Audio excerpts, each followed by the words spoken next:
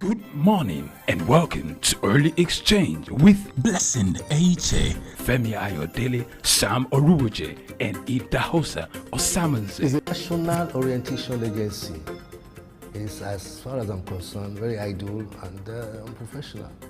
If government says that subsidy is not in oil and government is not supposed to be paying subsidy in oil, energy or whatever kind of off-grid solution we will be looking at. We are conducting mining today. Solid minerals, as an example, is in no disrespect to anybody, it's abysmal. We definitely need improvements in those areas. Of course, there are infrastructural needs. This is Early Exchange, shaping policy, advancing development.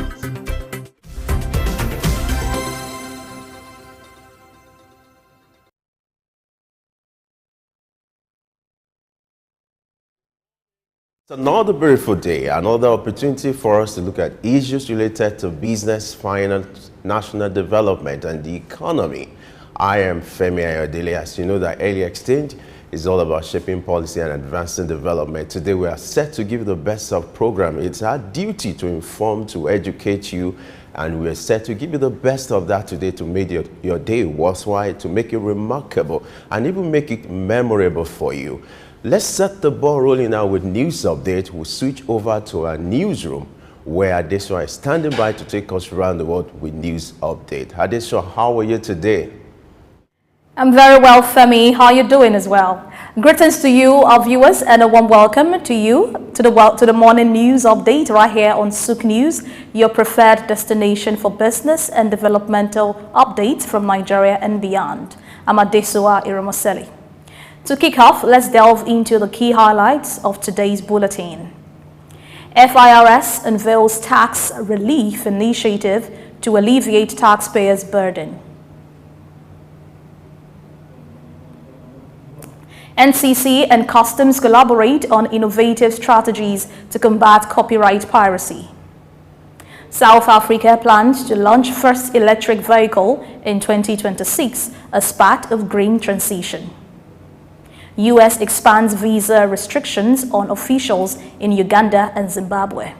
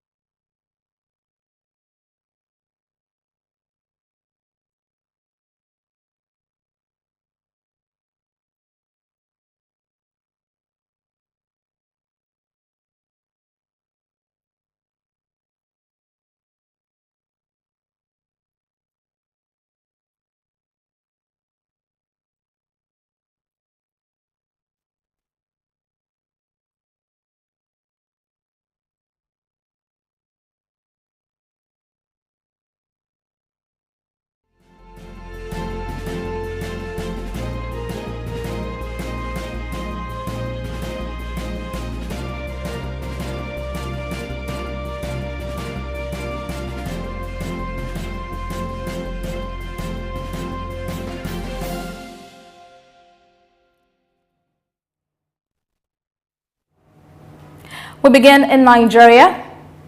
To address the challenges faced by taxpayers in the country, the chairman of the Federal Inland Revenue Service, Zach Adedeji, has granted a complete waiver on accumulated penalties and interests. This measure aims to alleviate the burden on companies who have struggled to fulfill their tax obligations within the set timelines as stipulated in tax laws.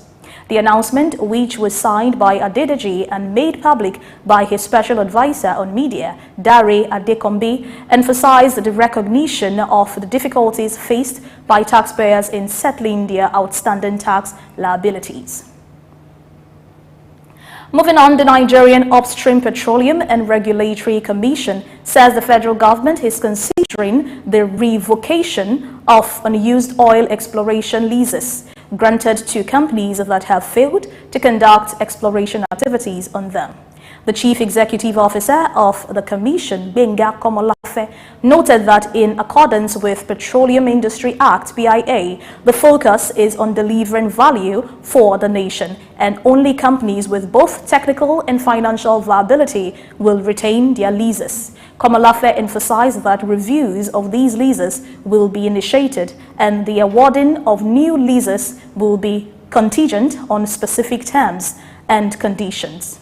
Recent data from the Commission indicates that over 60% of the prospecting licenses issued to local and foreign oil firms out of 53 exploration leases issued since 2003 have expired, while 33 licenses have lapsed and not been renewed, including 4 under contract disputes. Now to the Green Chamber. Speaker of the House of Representatives Tajuddin Abbas has affirmed the House's commitment to amending the Fiscal Responsibility Act to enhance citizens' involvement in the country's budgetary system. Speaking in Abuja at a citizens' town hall engagement on the 2024 budget organized by the House of Representatives Committee on Appropriation, he described the event as a direct engagement platform between legislators and citizens. Emphasizing the need for transparency in government spending, he pledged to review the Fiscal Responsibility Act of 2007 to strengthen provisions that improve access to information and public consultation throughout the budget cycle. Abbas noted that the amendment would explicitly require and define public participation while maintaining a commitment to seek public input. He urged all ministries, departments, and agencies to facilitate greater citizens' participation in the budget process. Away from that, the Nigerian Copyright Commission (NCC) and the Nigerian Customs Service is collaborating to devise innovative anti-piracy strategies aimed at fostering creativity and bolstering the nation's creative economy. The agreement was reached during a courtesy visit by NCC Director General Dr. John Assain to the Control General of Customs Bashir Adeniyi at the NCS headquarters. Recognizing the role of intellectual property, especially copyright, in the country's growth, both agencies acknowledged the detrimental impact of copyright pirates on the sector and affirmed their dedication to implementing ICT-driven proactive measures and bolster their operations through training and intelligence to combat copyright piracy and other illicit activities. Similarly, the Commission plans to introduce a pre-import notification system for efficient clearance of genuine copyright materials imports, making it easier to detect illicit imports. Still in Nigeria, Nigeria's Minister of Solid Minerals Development, Dr. Oladele Alake, has led a delegation in discussions with the Commonwealth Secretariat to enhance Nigeria's standing in the global solid mineral sector. The strategic engagement aimed at unlocking the potential of deep-sea mining in Nigeria's coastal waters focused on garnering international support for this initiative. The Commonwealth Secretariat highlighted the wealth of minerals, including copper, cobalt, nickel, gold, and rare earth elements that could be extracted from Nigeria's coastal region. The Commonwealth Secretariat, represented by Senior Director Paul Kautoke, expressed optimism about Nigeria's exploring profitable opportunities in deep-sea mining. And now, the chairman of the Nigerian Diaspora Commission, NIDCOM, Abike Dabiri Erawa, has advocated for enhanced investment collaboration between Nigerians in the diaspora and their home country. This appeal was made at the Avenue Impact Winner Ball in London, an event for diaspora project professionals. Dabiri Erawa emphasized NIDCOM's initiatives and encouraged diasporans to engage in programs such as the Diaspora Mortgage Scheme and the Diaspora Investment Summit, designed to facilitate investments across various sectors. She highlighted the Diaspora Mortgage Scheme, enabling individuals to secure a mortgage of 60 million naira from the Federal Mortgage Bank of Nigeria, allowing them to own homes in Nigeria independently. Dabiri Arawa also discussed the Diaspora Investment Summit and the Diaspora Investment Trust Fund, urging collaboration to pool resources for positive impact. And to the north central zone of the country, Governor Caleb Mutfwang of Plateau State has given its approval for disbursement of the Consolidated Medical Salary Structure, COMES, at 90% and a 75% hazard allowance for health workers, including members of the Joint Health Worker Union, JOESU, and the National Association of Nigerian Nurses and Midwives in the state, stressing the pivotal role of civil service in governance. The governor noted his administration's commitment to the well-being of civil servants by fulfilling promises, addressing salary arrears, investing in workforce training, and ensuring timely release of overheads to boost productivity. Speaking at the union's retreat on promoting effective social dialogue for industrial relations held in Jos, Governor Mutfwang pledged to uphold values such as fairness, justice, and equity in the treatment of all workers. We'll take a breather and return with more stories. Stay with us.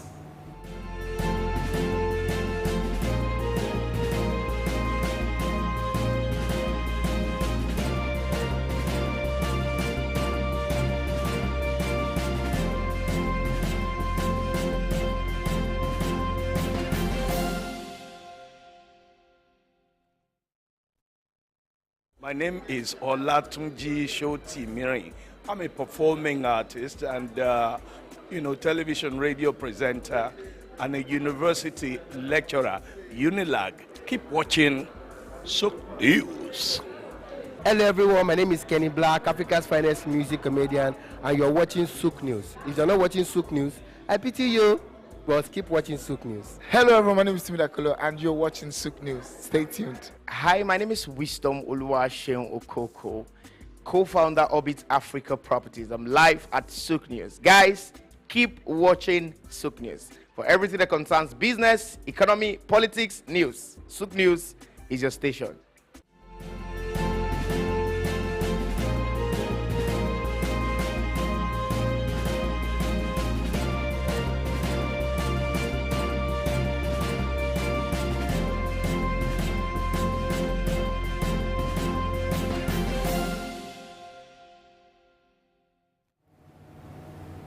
Thanks for staying tuned, and don't forget to connect with us on all diverse social media platforms. We value your input and we would love to hear from you.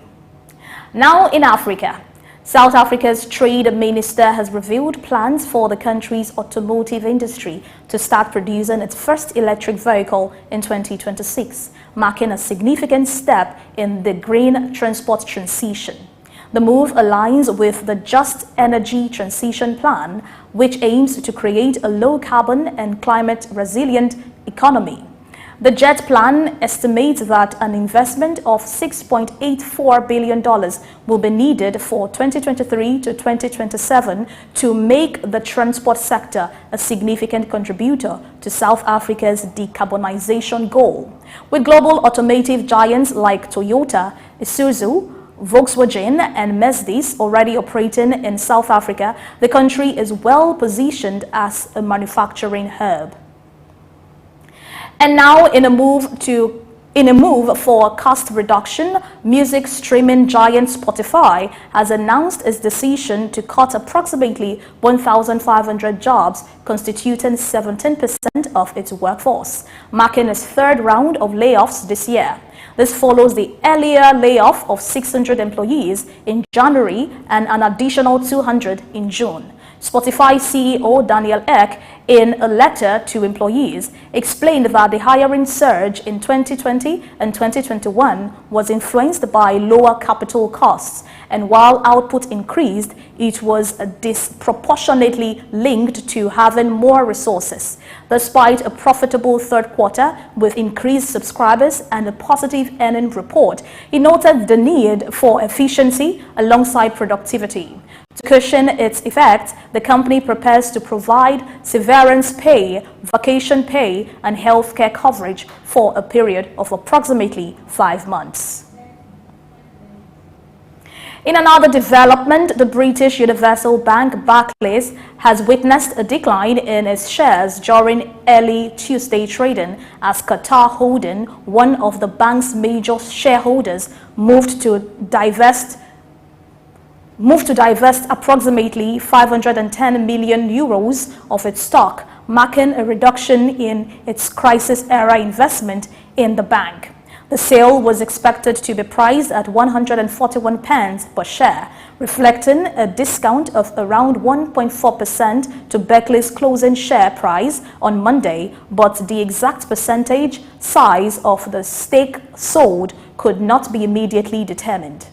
Barclays currently undergoing a strategic overhaul to reduce cost and revitalize its share price, saw its stock fall up to 4.5% in early trading. The move comes as Barclays, under CEO Venkatashana, is working on plans to save up to 1 billion euros, potentially involving the elimination of around 2,000 jobs, particularly in the back office. The bank is also in the process of selling its consumer finance unit in Germany and contemplating the sale of a stake in its domestic merchant service business. And finally, United States has taken further action against officials in Uganda and Zimbabwe by expanding its visa restriction policy. The move is targeted at individuals believed to be responsible for undermining democracy and suppressing marginalization groups in both countries.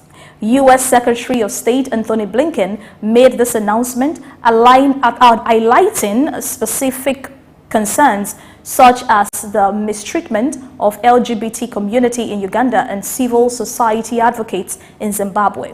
This expansion now includes current or former Ugandan officials involved in undermining the democratic process of repressing marginalized populations such as environmental activists, human rights defenders, journalists, and civil society organizers. And that concludes the morning news update for today. Stay tuned for more analysis on early exchange. I'm Adesua Iremoseli. Many thanks for watching.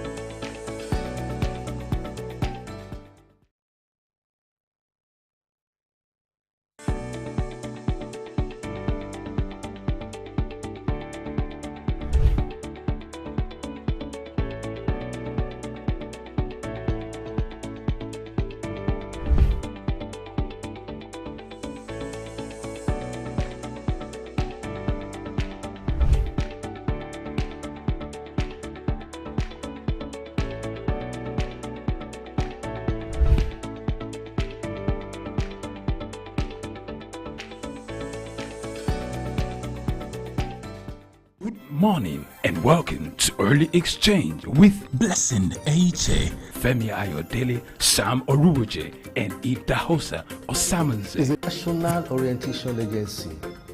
It's, as far as I'm concerned, very idle and unprofessional.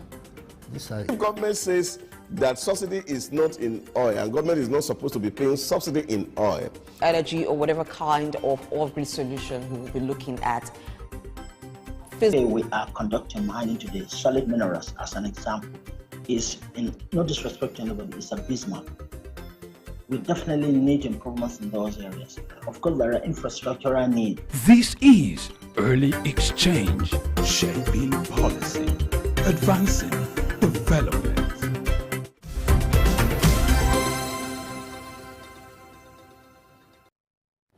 Glad to know you are still there with us. It's Early Exchange, and it's time for news analysis now. The time for us to review the major headlines trending today. There are several stories that have been grabbing headlines globally. It's our duty to provide a proper perspective to it.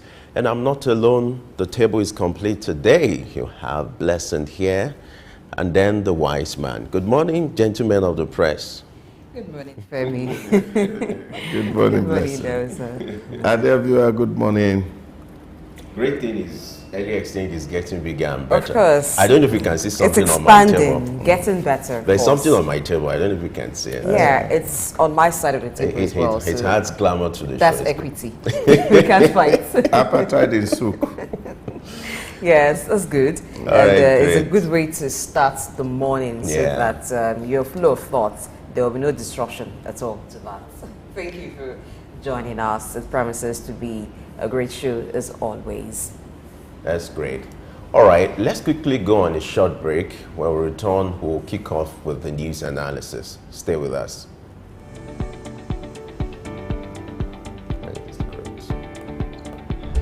I need the screen. No, no, they here. I've seen.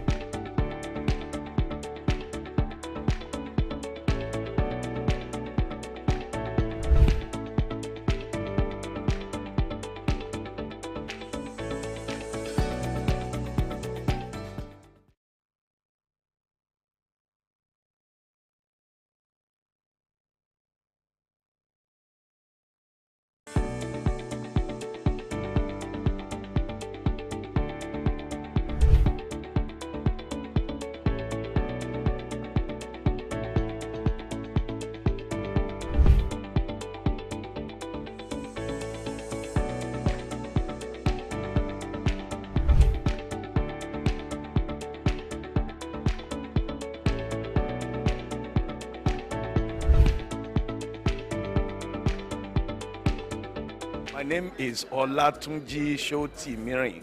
I'm a performing artist and, television radio presenter and a university lecturer, Unilag.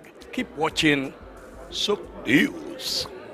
Hello everyone, my name is Kenny Black, Africa's finest music comedian, and you're watching Sook News. If you're not watching Sook News, I pity you, but keep watching Sook News. Hello everyone, my name is Timidakolo and you're watching Sook News. Stay tuned. Hi, my name is Wisdom Oluwaseun Okoko, co-founder Orbit Africa Properties. I'm live at Sook News. Guys, keep watching Sook News for everything that concerns business, economy, politics, news. Sook News is your station.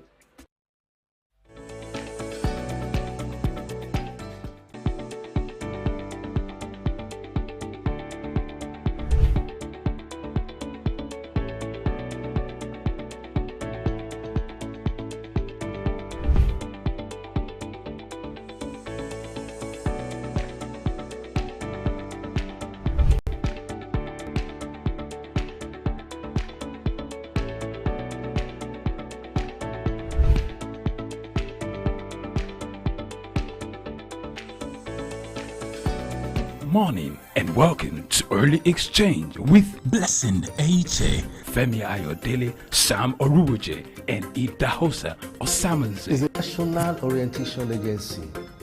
It's, as far as I'm concerned, very idle and unprofessional. Government says that subsidy is not in oil, and government is not supposed to be paying subsidy in oil. Energy or whatever kind of off-grid solution we will be looking at. Today we are conducting mining today. Solid minerals, as an example, is, in no disrespect to anybody, it's abysmal. We definitely need improvements in those areas. Of course, there are infrastructural needs. This is Early Exchange, shaping policy, advancing development.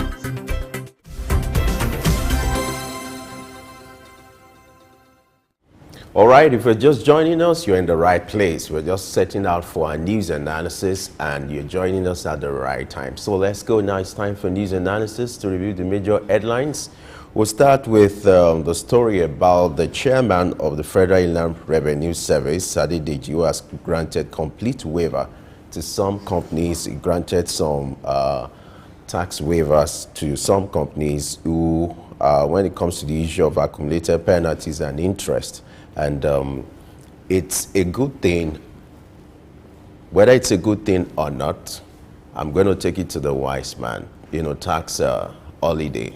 For some of the companies that are struggling with their operations, the Federal Inland Revenue Service, deem it fit to grant them tax waiver.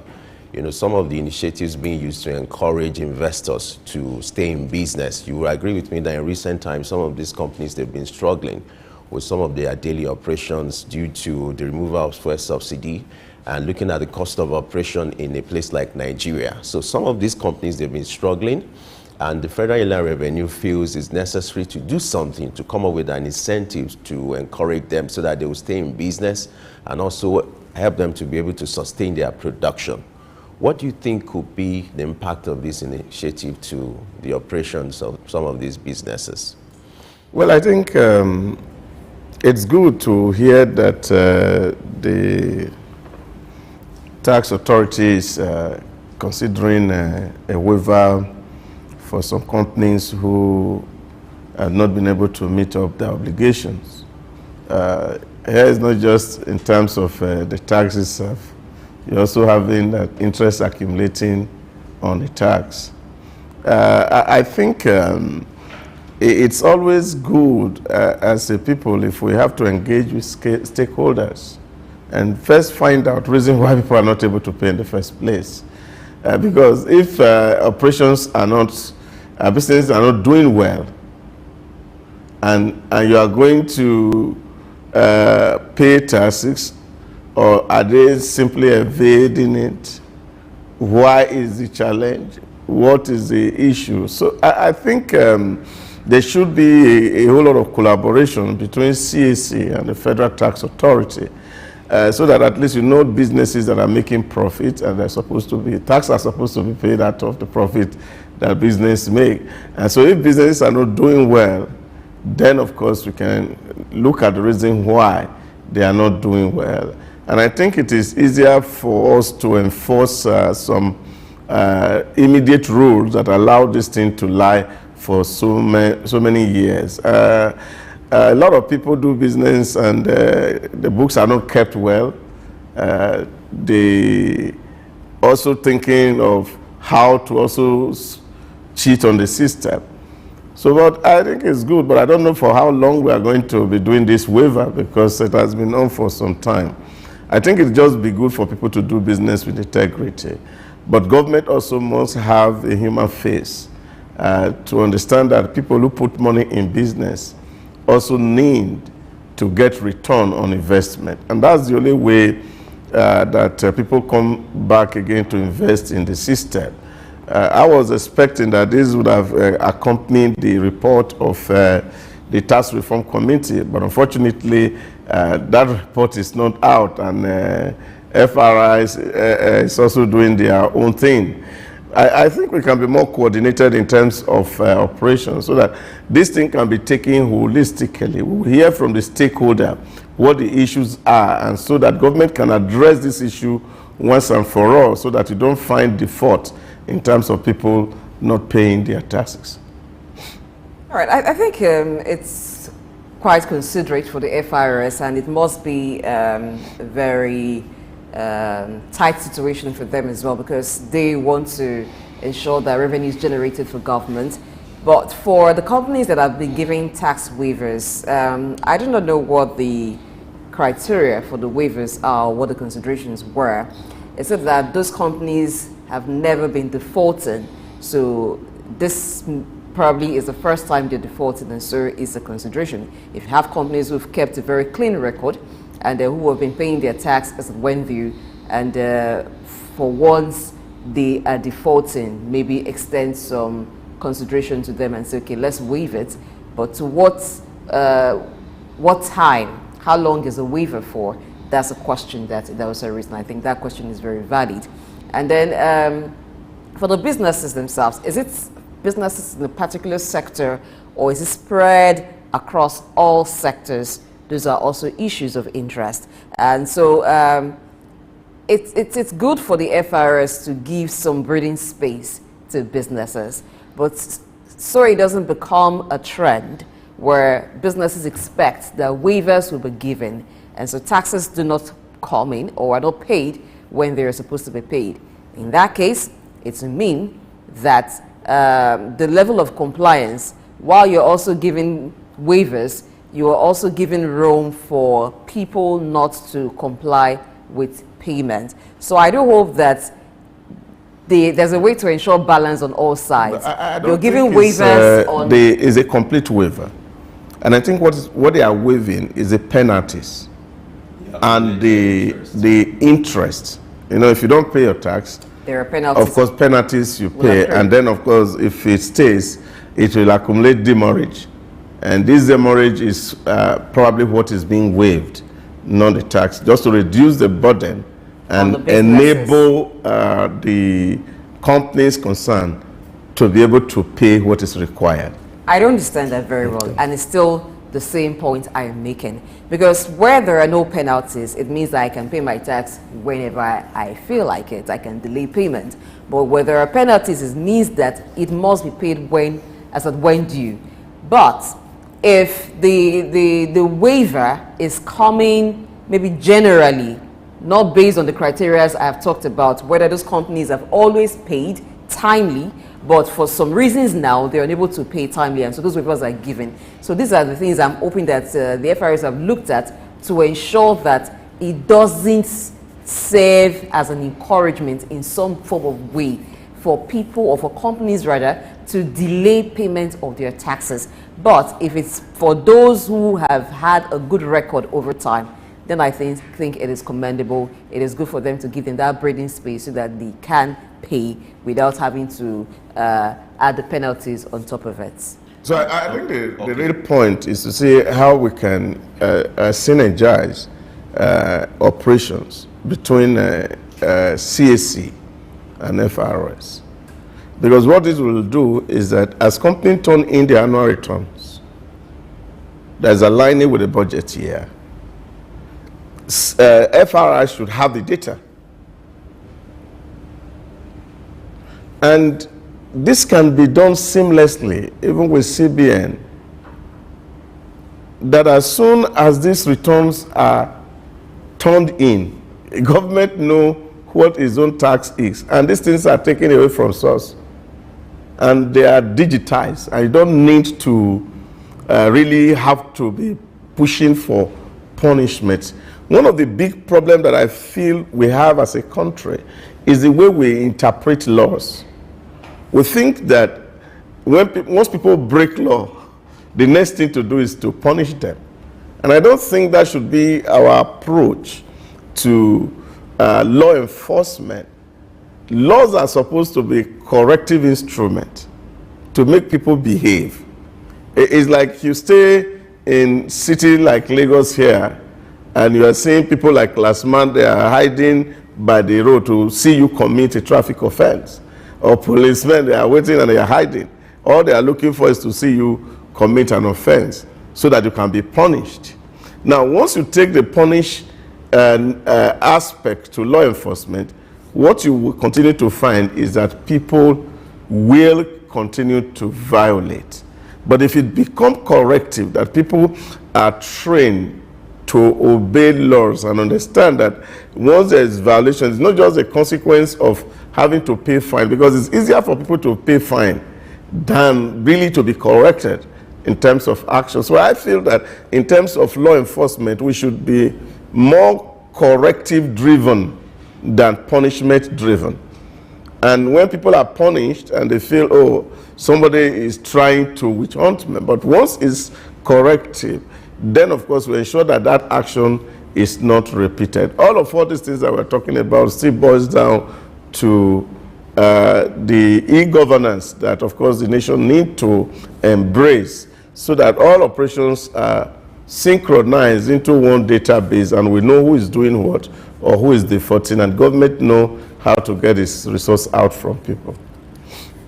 Well, like you said, governance, there should also be human face to it, and that's exactly what the Federal Inland Revenue Service has displayed. You know, these companies, there was a timeline set for them to pay their taxes, but unfortunately they couldn't meet up due to high cost of doing businesses, and maybe, you know, they've recorded some losses. And I also want to believe maybe also Federal Inland Revenue Service has also considered their history, their antecedent when it comes to payment of taxes. I want to believe this will be done objectively, or will have been done objectively, so that it won't be like some people are being given preferential treatment.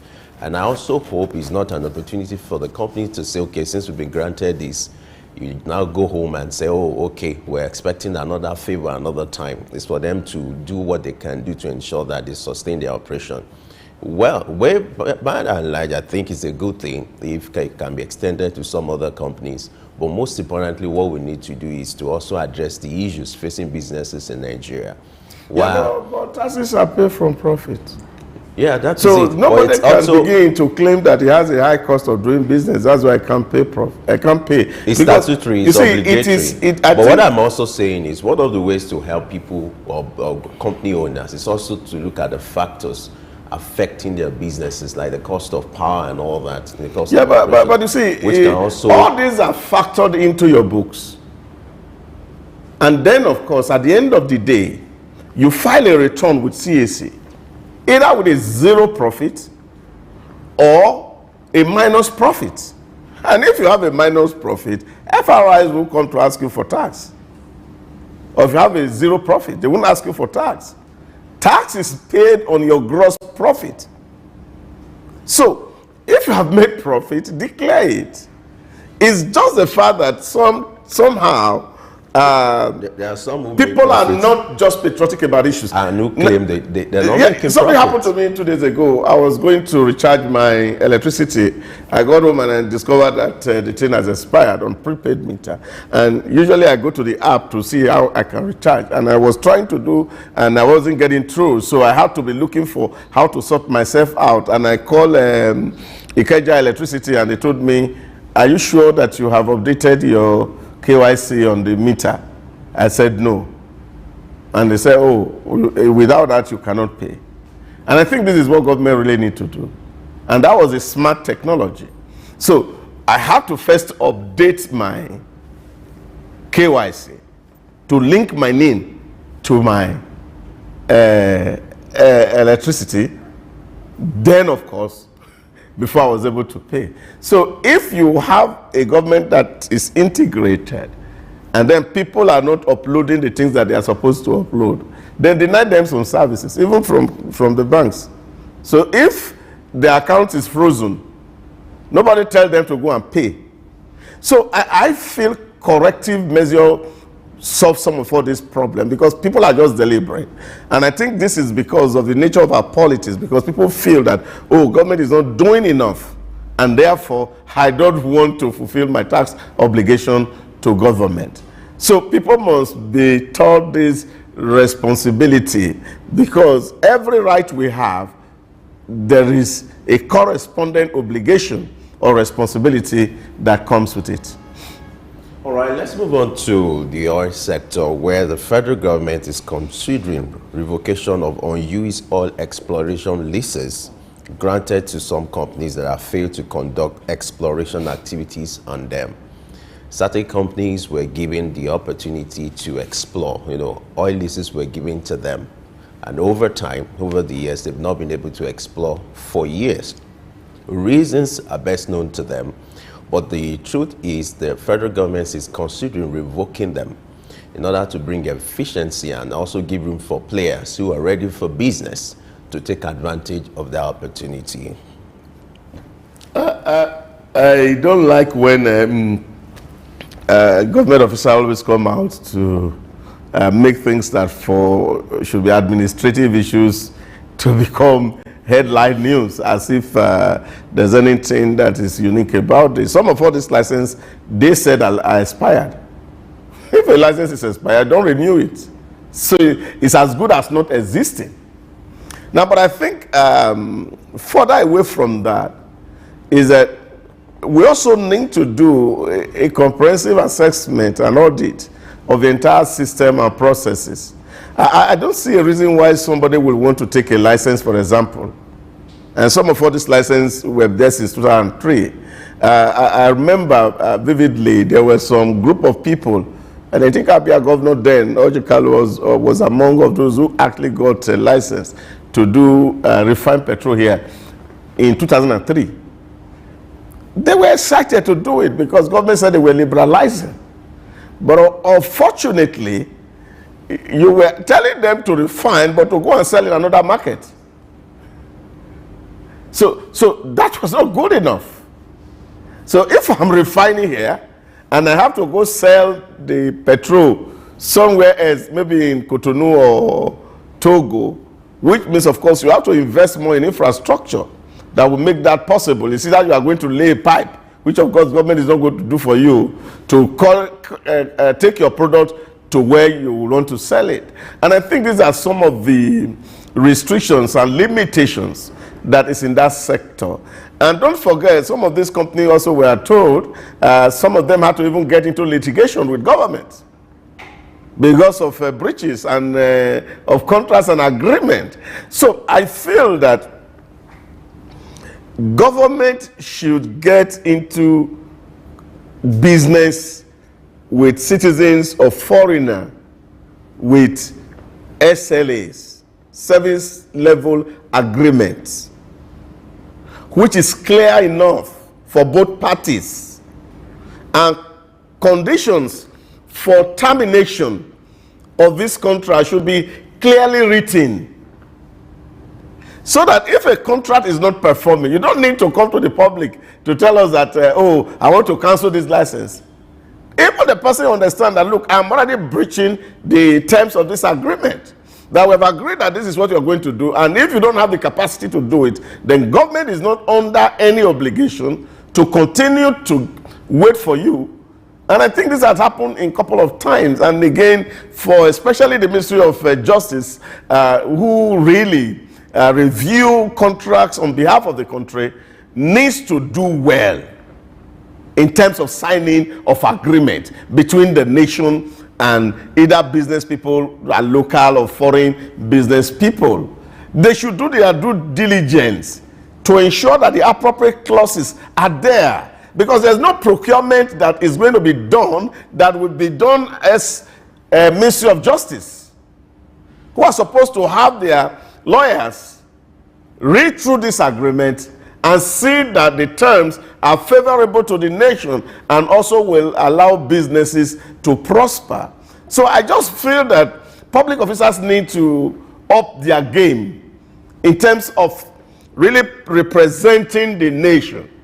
So we don't get into these people taking contract that they don't have capacity to deliver, and then of course we hold the whole country to ransom just because we want to fulfill some political settlement or obligation to some people who we think we owe it to. So I think these for me are the real issues. Let's evaluate the whole system, look at what are wrong, why are people not able to use those licenses, and if there are limitations, if there are legal constraints that is making those agreements not to be functional, then government find a way to take them away so that people can sign contract with government and then they go ahead and do their business. For a man to wake up in the morning and say, oh, I want to obtain a license, that person is ready to run.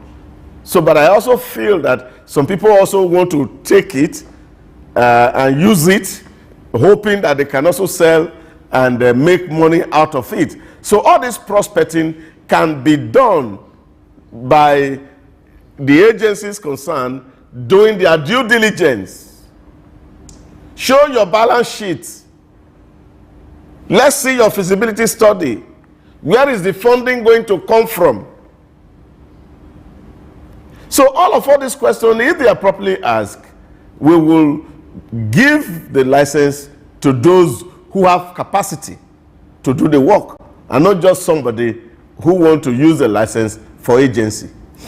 You took the words out of my mouth, because all the while you were talking, in my mind and in my thinking, and I know this is the true situation in some of these cases, it is about shopping for something you would use later. Because from the beginning, some of these persons who apply for the licenses know that they do not have the capacity for exploration. Exploration is not something that you can just do by yourself or without certain structure and certain funds available. You think so they will apply, without considering the fact if they have the capacity or not? Hold on. It's like we see in other sectors, people securing licenses or bidding for contracts they know they will not execute or cannot execute with the intention of subletting. So that has often been the practice. It is not even the first time that we're hearing about licenses or exploration licenses being about to be revoked. It has often come up before. Like it also said, there's a time frame. Even for broadcasting, if you are given license today by the NBC for you to commence broadcast, after a certain period of time, if you do not, it can be revoked. So it applies to every sector. For how long have they been given licenses? Did you check what happened years after? So it's been like a practice. And I think the announcement really is to send messages across to persons who want to bid again for the licenses. It has often been the practice. A lot of persons, or sometimes when people bid for licenses, they do not have the intention of actually going through with it. It's just to make some extra money from it. You become the middleman between those who have the capacity and those who are issuing the licenses. But it is high time we're to bring sanity into the system by ensuring that whatever license you give, maximum, if within a year there are no signs of work commencing, then you should be issuing warnings about the license being revoked. Yeah, I'll give you a very small example. Some years ago, I wanted to start a small business of production, and I need this equipment from China. And they require for me to import this machine, bank guarantee. For the process to happen. It took my bank 6 months to process the guarantee. And that was a very terrible experience for me. Because I had taken the facility. The money was in the bank. Now the bank to issue an LC to the company supplying me the machine. It's taking months. Taking months. And then the bank came back to tell me that the loan was not performing for a machine that has not come. You see, these are some of the things that you see happen in business. People have a good mind, they want to do a business. But you see, within the systems, there is these exuberances created by institutions, both of states and of private, who are supposed to enter into partnership. And you are processing this license, you are also telling your partner, maybe they are abroad and all these things, and they are asking for due diligence, and the things that you are asking for, some of them are also not coming, as it were. And then, of course, this party becomes suspicious. We are losing trust. And in the middle of this, you have completely lost out, and therefore you can no longer pursue whatever assignment that you need to do. But I think what we need to really do so that we don't get into these issues, I keep advocating, if the government can embrace e-procurement, where, of course, it may not be at it may not be a full phase of e-procurement. Say, you look at it that at least these preliminaries, which are critical to operations, are done without human interface. So that at the point of their award, of course, you cannot decide to say, okay, those who are qualified, and then, of course, assess them based on the qualification. But for issues that have to do with fund, that can be seen, either from your bank guarantee or your insurance guarantee that is issued by your bank that is supposed to fund that project. And if that is not issued, then, of course, there's no need asking to give somebody a license or give somebody a contract when you know that it does have capacity to perform.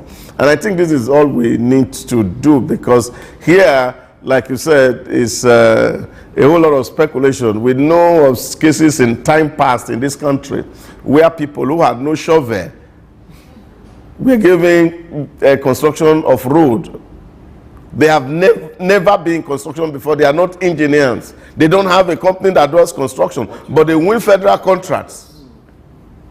So this practice has been there in time past, and we hope that these kind of practices are giving way. And because these are what are actually accounting for most of the abandoned projects we talk about in the country, which is running into their thousands and in their millions. So if government had to be done very well, I don't think we should be doing, if you want to do somebody a favor with capacity. And then you understand that nobody is losing. But here you are doing somebody a favor who has no capacity. And in some cases, government even have to advance loan to some people, like it happened in the case of Disco, when of course that aspect was being privatized, that the government even need to empower them, haven't taken over the assets of the default NEPA. So these are some of the things we do here that really makes people to be suspicious of us as very corrupt people. I think we can change our practices, that people who have capacity, people who have competence, people with character should be those government do business with, and they should be able to show it. All right, before we wrap up, let's look at what is happening in South Africa. The South African authorities planning to launch the first electric vehicle in 2026 as part of the plans for the green energy transition. You know, the issue of electric vehicle, that's what's in vogue now. Every nation is doing all they can do to catch up with that because it's a reality we have to live with. Do you think South Africa is coming up too early or too late? The plan is for 2026 in 3 years' time. How can it be too early? It is already getting too late. And you know this conversation has been on in Europe for close to 10 years now. And then, of course, they've set a deadline for themselves. And by 2030, Europeans are expected that almost all their car, and by 2050, completely there'll be no petrol car or gas car in Europe. It will be all purely electric cars. So it is a case of having to just wake up to your reality. That's how I would want to say it, because it's a new reality that all of us have to face. Because at the end of the day, like I always say, the knife and the yam is with the Europeans and the Americans and the Asians. So it's what they cut for you, you will take. Because if you don't prepare for this, it will suddenly swarm up on you, and then of course you have to find a way to wriggle out of it. Even us as a country, we don't have option except that we are able to evolve our own indigenous and local technologies to be able to do some of all these things. Because what really happened, what we call a car manufacturer here, are actually supposed to be an assembly plant, and this completely knocked down plant parts you get from Europe and the America or Asia. So once these knockdown parts are no longer there, your assembly plant will fold. So it's only wise for you to be strategic enough to be looking into the future, because the person who is dragging you, that's where they are going, and you know they are bigger than you. So you have to queue behind them so that you can follow them. Otherwise, you will be left behind. And I think that's what South Africans are doing. And also they are also getting funding also from the World Bank also to do some of all these things, especially as the world look toward a complete green world.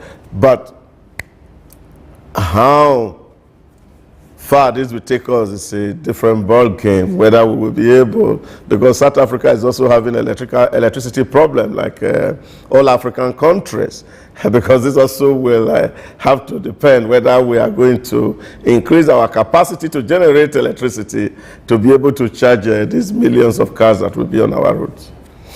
I think it's like an experimental stage right now for South Africa, and they're testing the waters, how it can be having the electric cars in Africa. So it's good. Let them do the testing, and we do hope that soon enough other African countries can join, because if you're going to play catch-up, then it's best you start early trying to play catch-up than you do it when the miles apart or the distance is way too wide for you to start to catch up with it. So, well, by the time South Africa starts that, other countries may now begin to see, oh, this is what they were able to do, this is how they were able to achieve success, and copy from them. So I think it's going to be less troublesome for other countries that will start the use, being that the challenges facing all the countries in Africa are almost similar in respect to electricity. But yes,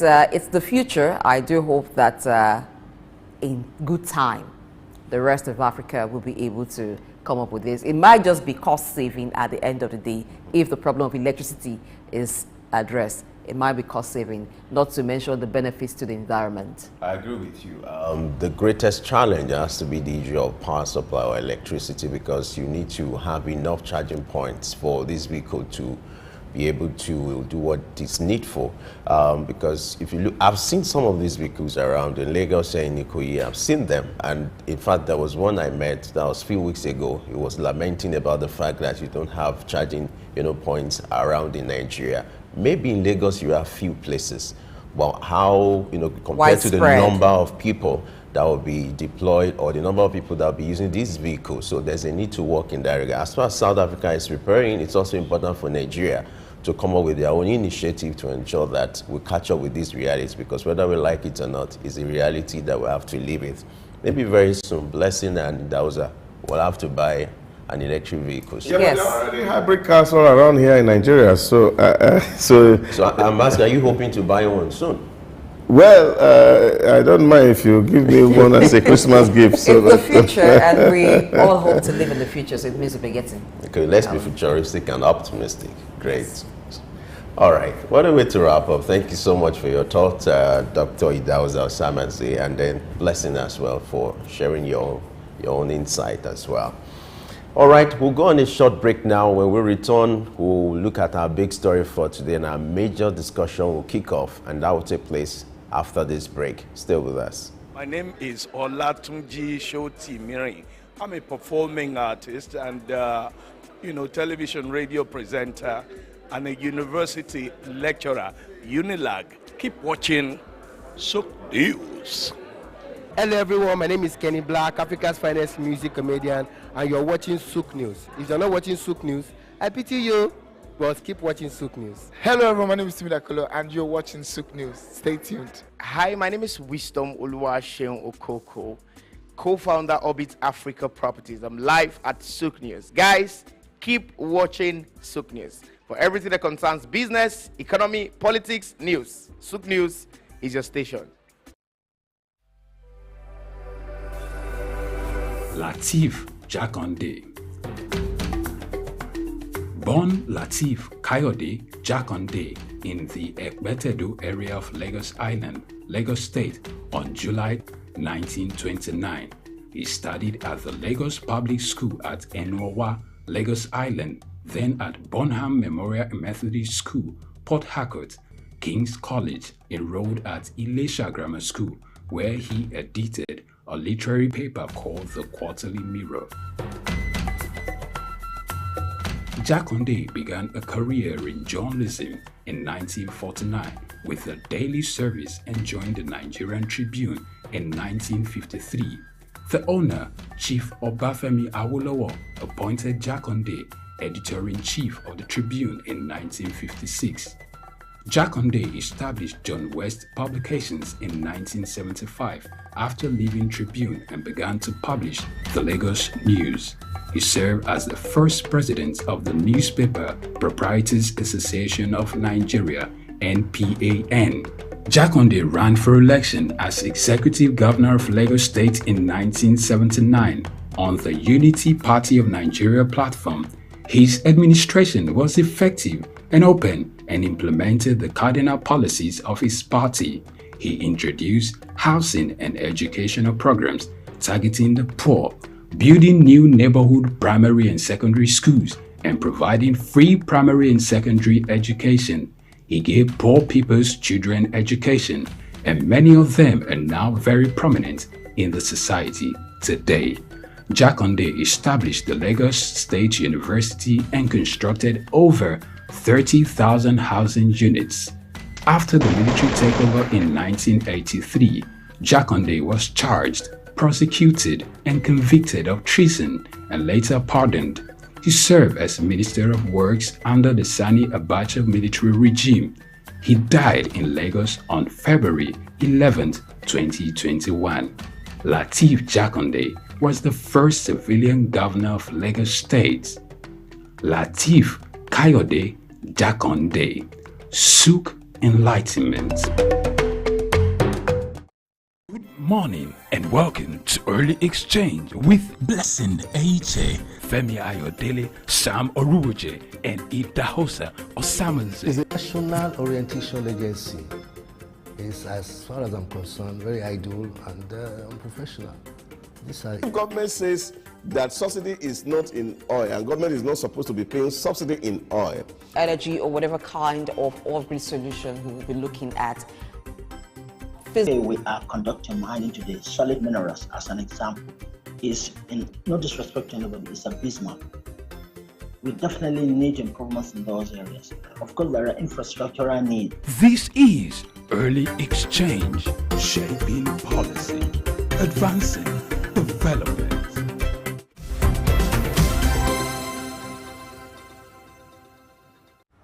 All right, you're still on to Early Exchange, where we shape policy and advance development with our conversation. Today, we'll be looking at alternative medicine.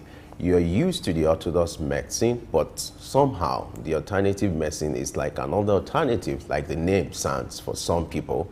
And in some climes, this has been a mixture of orthodox and alternative medicine. This is what we're going to look at today. We're going to look at the level of how it has gone in Nigeria, the level of acceptability. We're going to look at the prospect because it's becoming a large business, a huge one in a place like Nigeria. To shed more light on this, we still have an in-house analyst with us, Dr. Idahosa Osamanze. Glad to know you're still here with us. My pleasure always. All right, the issue of alternative medicine is gradually, creeping into the system. We're used to orthodox medicine. Of course, that's been with us, but now it's been modernized and professionalized. You have people who are trained now, who have been certified to offer help when it comes to alternative medicine. I want you to talk to us your observation on the level of acceptability and how far it has gone in recent times. Well, I think in terms of acceptability, because we're all born with it. The truth of the matter is that it's only very few people in Nigeria who really run away from what you call this alternative medicine. You find situations where you have patients in the hospital really taking orthodox therapy, and then of course you find people also smuggling some certain things into the hospital to see how, because a lot of people believe that it does work. I just give you one simple example. I know of certain trending stuff that it was like just a fruit. And they say, oh, use it for your blood pressure, just tasting, kill it completely. And I've seen people who have used that now, and then of course that issue is no longer a problem, so to speak. So it has been with us. We are used to it. The only unfortunate thing for me in this regard is the mental laziness of the intellectual community in terms of helping us to refine this practice. Because there are curative medicine here that we are used to, that our forefathers, great-grandfathers use in treating some certain things, which of course the Orthodox cannot do. I know of a community very close to my village. No matter how deadly the bone is grinded, they pick up the pieces and they arrange it. Where Orthodox tell you cut the leg, they will not cut it. So some of all these things exist. What we have not been able to do is the integration of this system and make it more scientific so that you can prove or know what measure or dosage or what are the constituents of these alternatives, so that people who have unique peculiarities in terms of their body makeup will know what quantum they can take or not to take, so that you don't destroy the people. That is what we have not done. But the real truth of the matter is that what we call orthodox medicine is also a form of an alternative medicine somewhere else. But again, it's our people with preference for things that are foreign, that are things that are local. And I think we should localize our research. I went to one place in Okpebi the other day, and I saw where all these Chinese people, they were drying, back of stems of trees. And they are packing and they are shipping to their places. And then these things are produced and brought back to us as orthodox medication. So these are the issues that our system needs to be more robust in terms of engagement. How do we look at things in our nature, study them, and then use them for the good of society?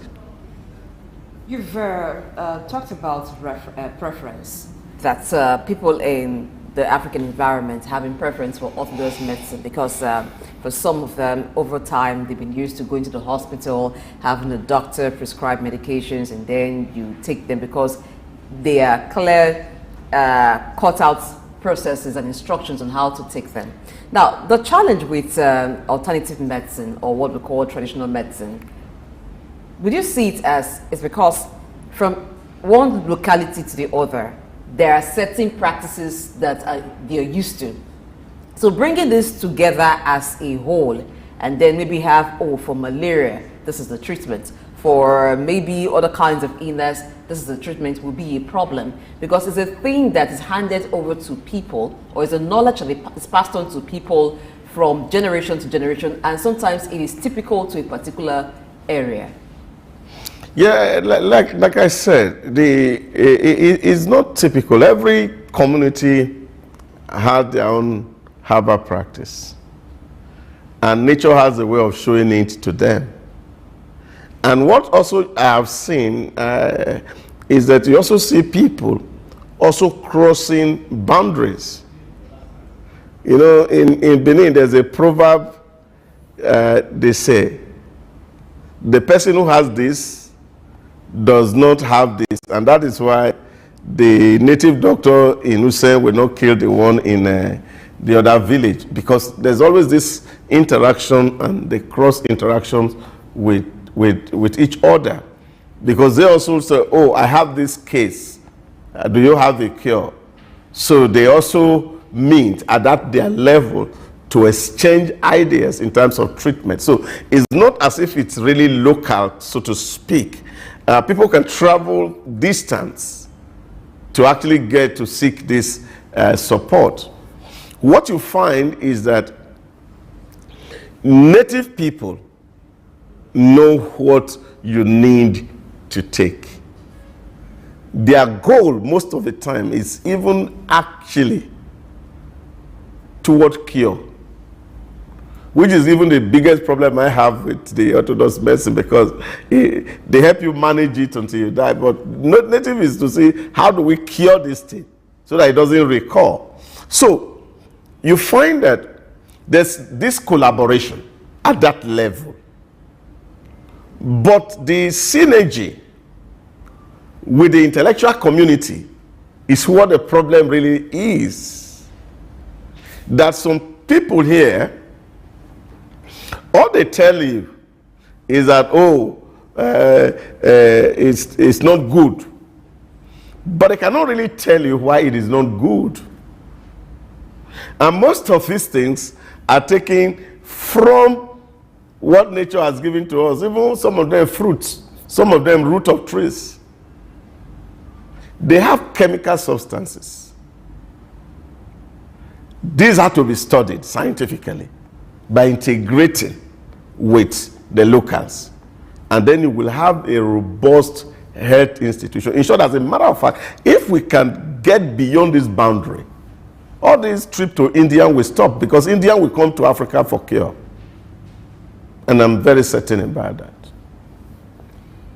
All right, when it comes to the use of herbs, you know, we have them in abundance here. We're blessed as far as Africa is concerned. Although we are losing them now. Yes, because we can't maximize them. Due to the fact it's not just maximizing. Yeah. Civilization is taking them away.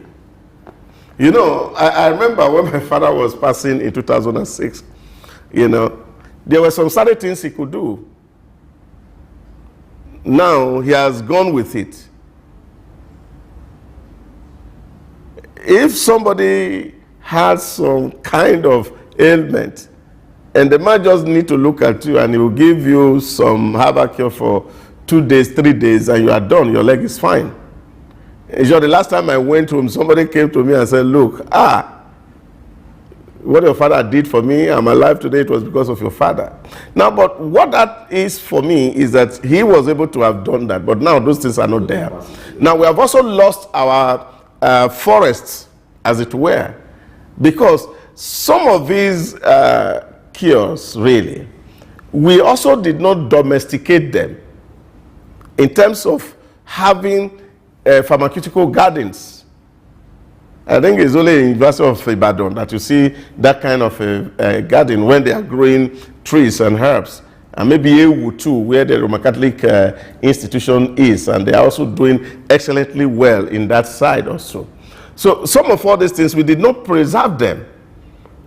And because of farming and civilization, we're also losing the bushes.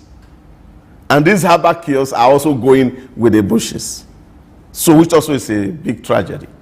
Let's look at this perception. There are some who still believe no matter how much of professionalism is brought into it, much of branding or packaging, there are some who still believe anything that has to do with herbs is fetish or diabolic. How much of impact has this been on the need for the acceptability of these products? Well, I think they're just perceptual issues. I remember growing up, my friend used to say that if a native doctor is not ugly, it really does tear off. Some of those things they talk about, really, they don't add any potency to it. It was just to create an atmosphere so that you can understand that the man is doing some good job or very serious job.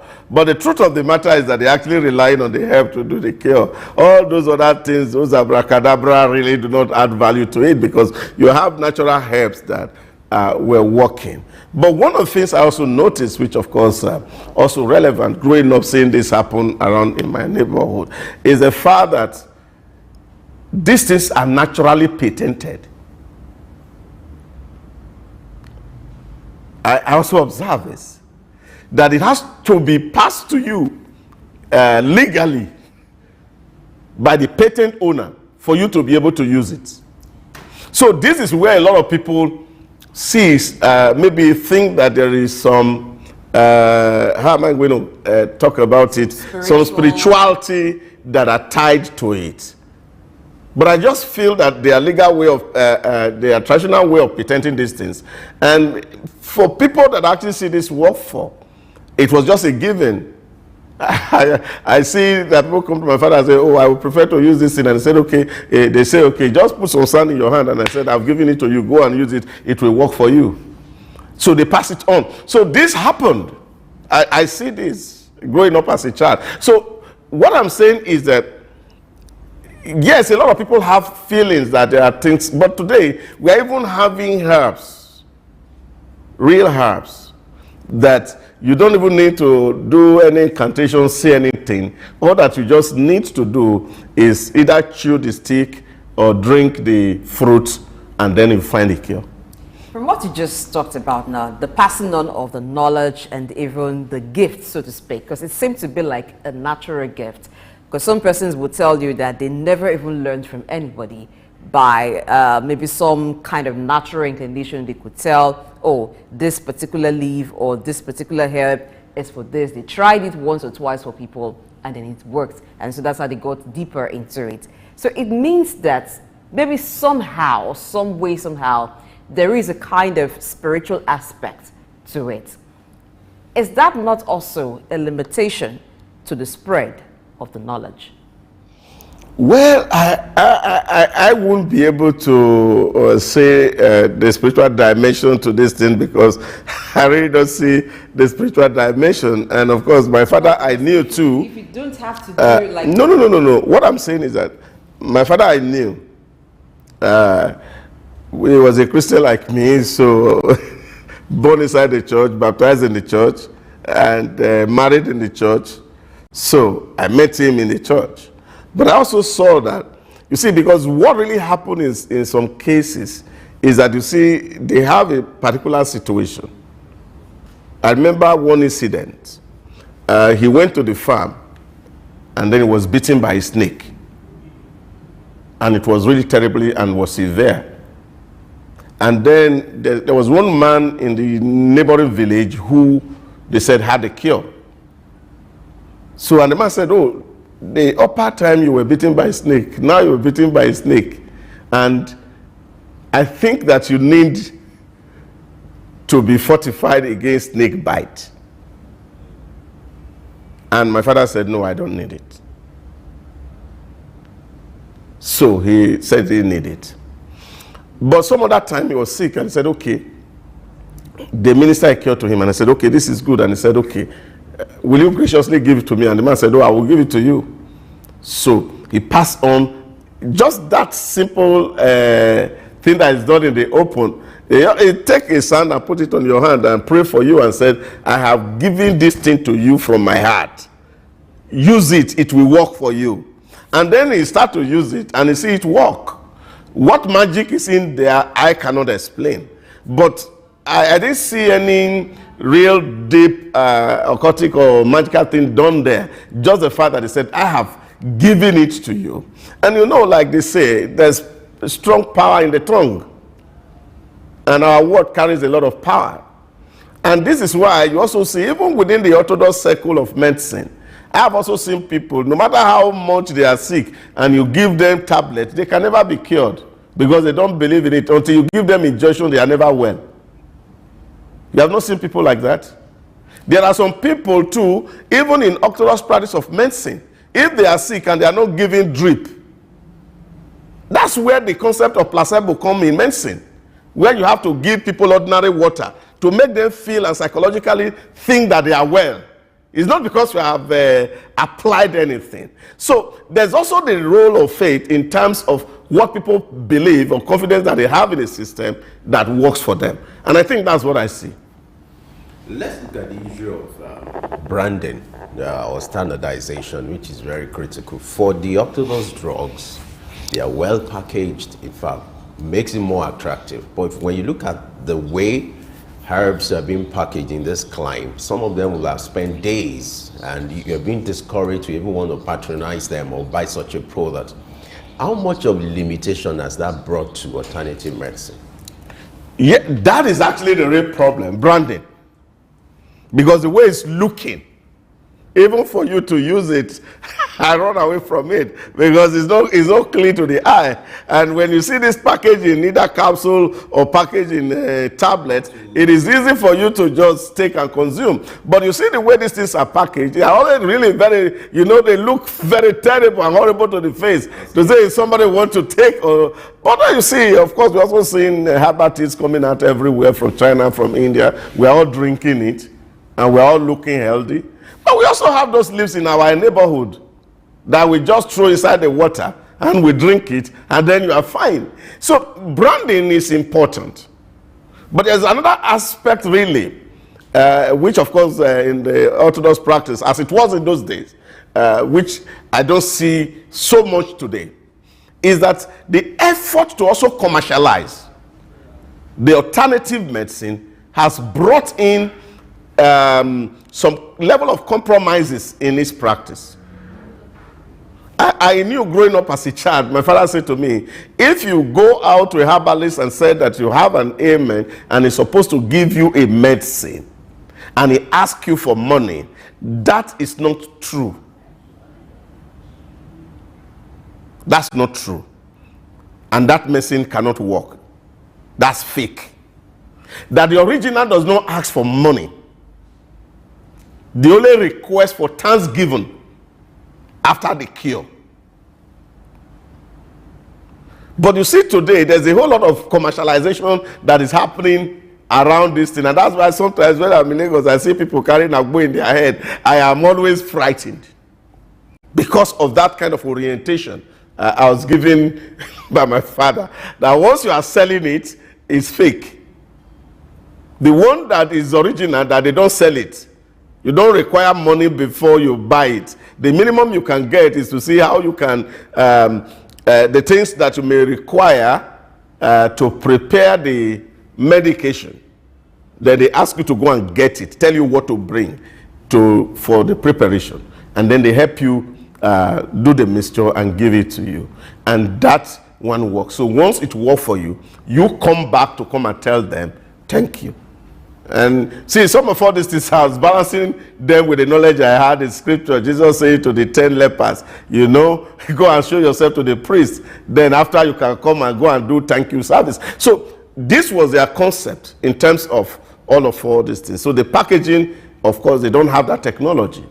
And this is where, for me, I am talking about the synergy between the intellectual community and these local people. We didn't study them. But now we have lost so much of it, such that if you go to my villages now, you won't see those things anymore because we are losing them. And these were things that our parents lived on.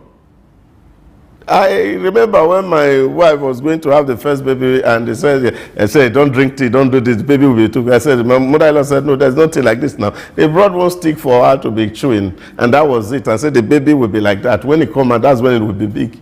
So all those things are there. In nature, I see this work. So they are there in nature. But we need to scientifically study them. We need that partnership between the pharmacological departments in our university, the biochemistry departments, the chemistry department of our universities, to sit down with these local people and see what they have and see how to really modernize and package them in such a way that it can become real hard currency earners for us as a people. We cannot just completely throw them by the side that they don't work. There are testimonials for people it has worked for. And these are the things that you need to see. I know of people who travel all the way from Lagos to the Roman Catholic Center in Ewu to go and take herbal cures. So if it's not working, they will not take that journey. So I think it is that kind of effort that the Roman Catholic has put into that center where they are growing a lot of herbs and they are investing in research that our universities should also be doing. This collaboration that you're speaking about, do you think it is possible? Because look at it, would we have a situation where one is trying to prove or claim superiority? For instance, the researchers coming to those who have been practitioners of traditional medicine. How will it work? You see, I think it's just to lower our ego. It's to lower our ego. And I said this with every sense of responsibility. All we are doing is we are rehearsing what other people have discovered. And whereas some people have discovered things here, and we are not studying it. Bells, Archimedes, call them by whatever name, who invented things. They didn't do it, they didn't get inventions as professors. They did it from findings. And what did their system do? Their system started to research them, started to codify them, and then eventually commercialize them. That is what we are seeing. All these orthodox practices, are they discovered by university professors? No. Individuals sit down, carry out experiments within their domain, and they found out something worked. And then, of course, you see the academic institutions, you see the business community, everybody coming together and said, how do we make money out of all this? And I think this conversation, we can have it. All we need to tell our people is to say to them, you see, you claim that you have this cure. We want to sit with you and see how it works. Then, of course, we will be able to see if there are issues with it that are not working. Or are there elements that we need to take away that may be harmful? Science can use quality control to package this thing into a solution. So you don't need to come with pride and say you're a professor. Professing what? Something that somebody has found out somewhere else. And that's what you are researching. What somebody has done somewhere. But whereas people are doing something around you. I have seen, for example, I told you about the bone cure just now. I've seen it. I have a cousin, his leg was grinded in an accident, grinded. They took him to the village, they went to the accident scene, and they were picking the bones. And they rearranged it. So these are not things that are speculations. They are things that are real. And people travel all the way to go to that village, to go and do that thing, that bone technology. So what stopped the orthopedic hospitals around us to go and ask what these people are doing and see how we can codify them and put them into proper practice, into proper shape, that we can even sell to other continents who may not have such remedies.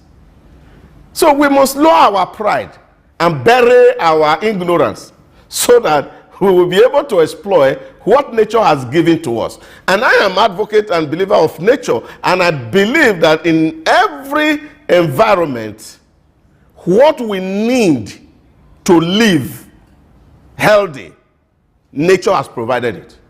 All that we need to do is to open our eyes to see them. And if we are not able to see them because of the high horse we are in, then we must be ready to come down from the high horse and integrate with those people who are locals that are claiming that they have seen something, and see what they have seen and see how we can scientify them such that we can commercialize them and put them out there for use.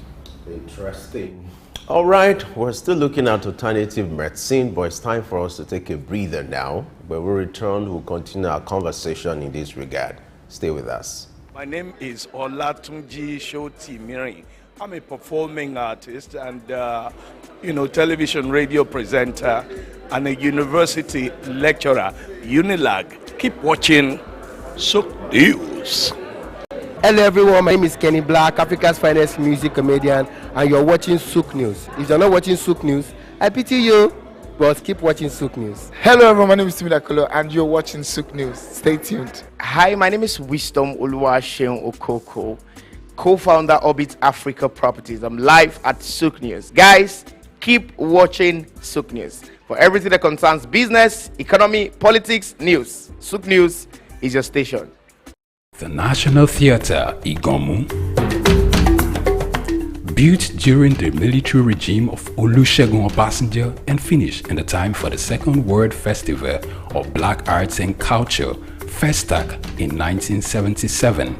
The theatre holds amazing treasures and memories the artworks fill everyone with pride.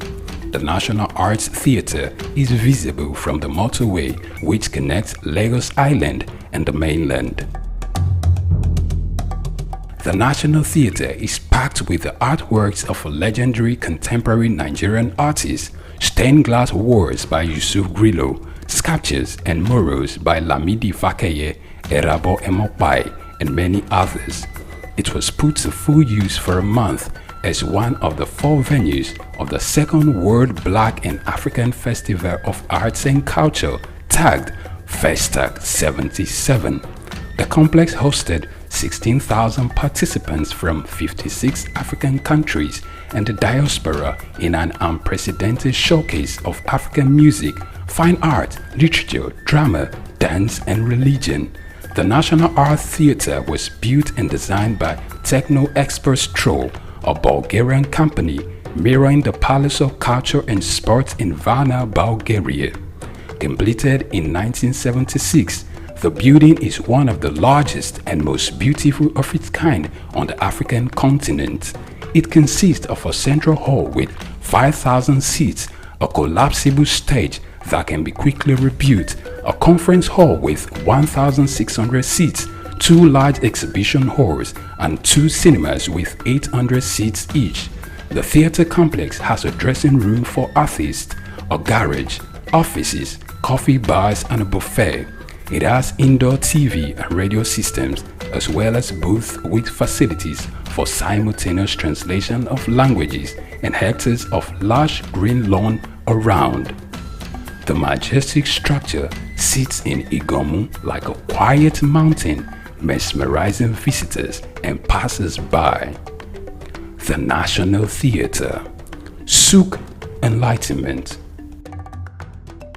Morning and welcome to Early Exchange with Blessing Aiche, Femi Ayodele, Sam Oruoje, and Idahosa Osamanze. It's a national orientation agency.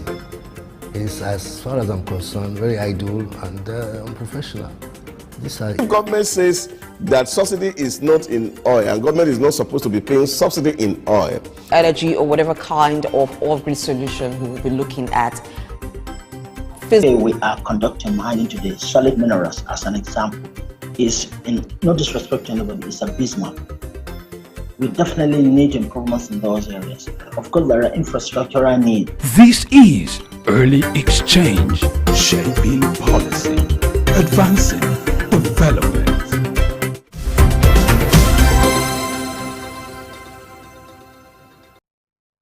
All right, it's the Early Exchange, and we're still looking at alternative medicine. You may be wondering why we're looking in that direction this morning. Well, it's a reality we have to live with in our environment. A lot of people are taking advantage of that to earn living, and it's important we have this conversation for whoever wants to invest in that sector will know what to do. Our obligation is to state the problem, the challenges, and the opportunities. Earlier we talked about the need for research. The wise man was here, Dr. Idahosa, to talk about the opportunities for researcher.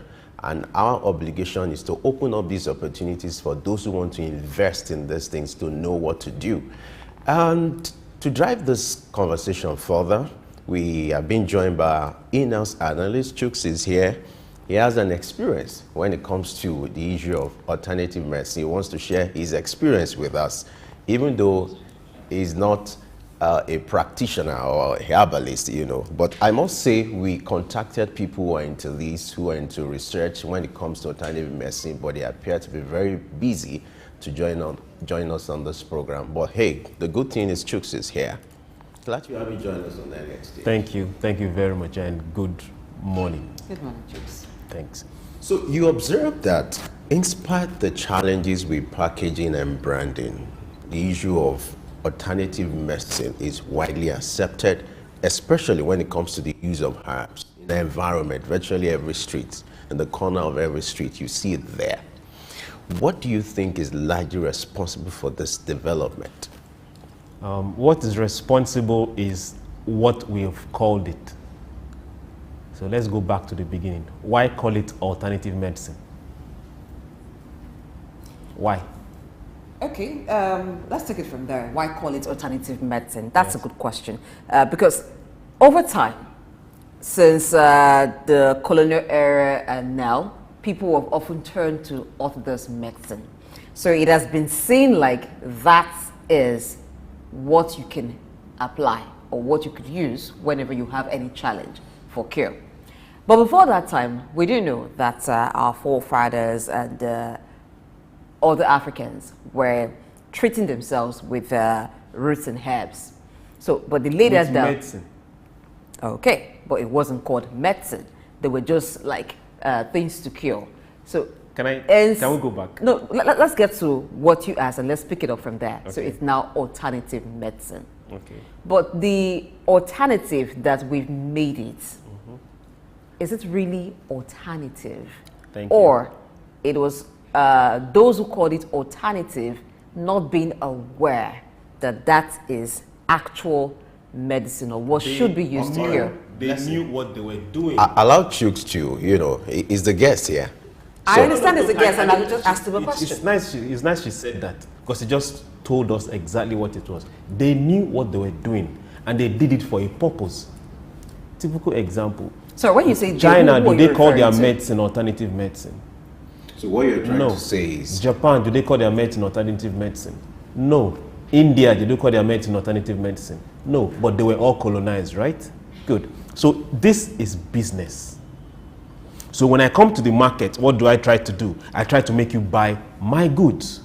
And the best way to make you buy my goods is to either make sure that you look at your goods as your goods are not good enough. Then you purchase mine. Then now what happens? When you leave your house empty and unkept, what happens? It deteriorates. After a while, you forget it. After a while, it falls down and it becomes a dilapidated building. That is what we've done to ourselves. Now, we are talking about medicine today. Same thing is happening to our culture, our language, our way of life. We have embraced that of the colonizer and left our own, which is better. Let's go back to the beginning. For those of us that are Muslims or Christians, let's go back to the beginning. In the beginning, what did God say? He said, I've given you food and herbs. He said, your food is your what?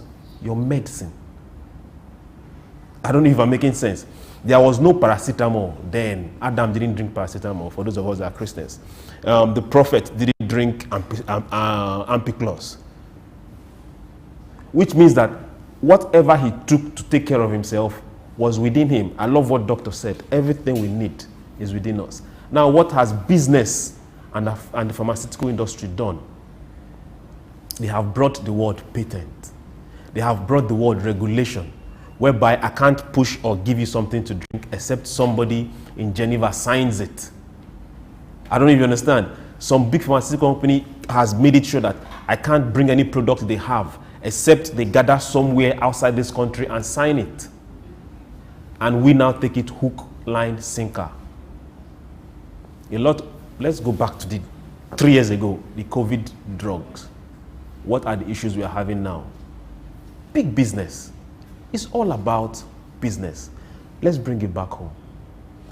The first time we started having major importation of malaria medicine, quinine, your chloroquine, that we're not using anymore, where did they get it from? Here.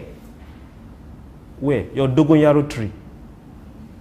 Now we are doing, what's the combination? Something atenomycin or so. It's also here, just from plants. Everything we need is here. Now with the advent of technology and industrialization and a lot of radiation, new ailments came up. Things like cancer were not that rampant before. Things like tumor were not that rampant before. But if you also try and, if we date back and read our history, a lot of these things, the cure was always around us.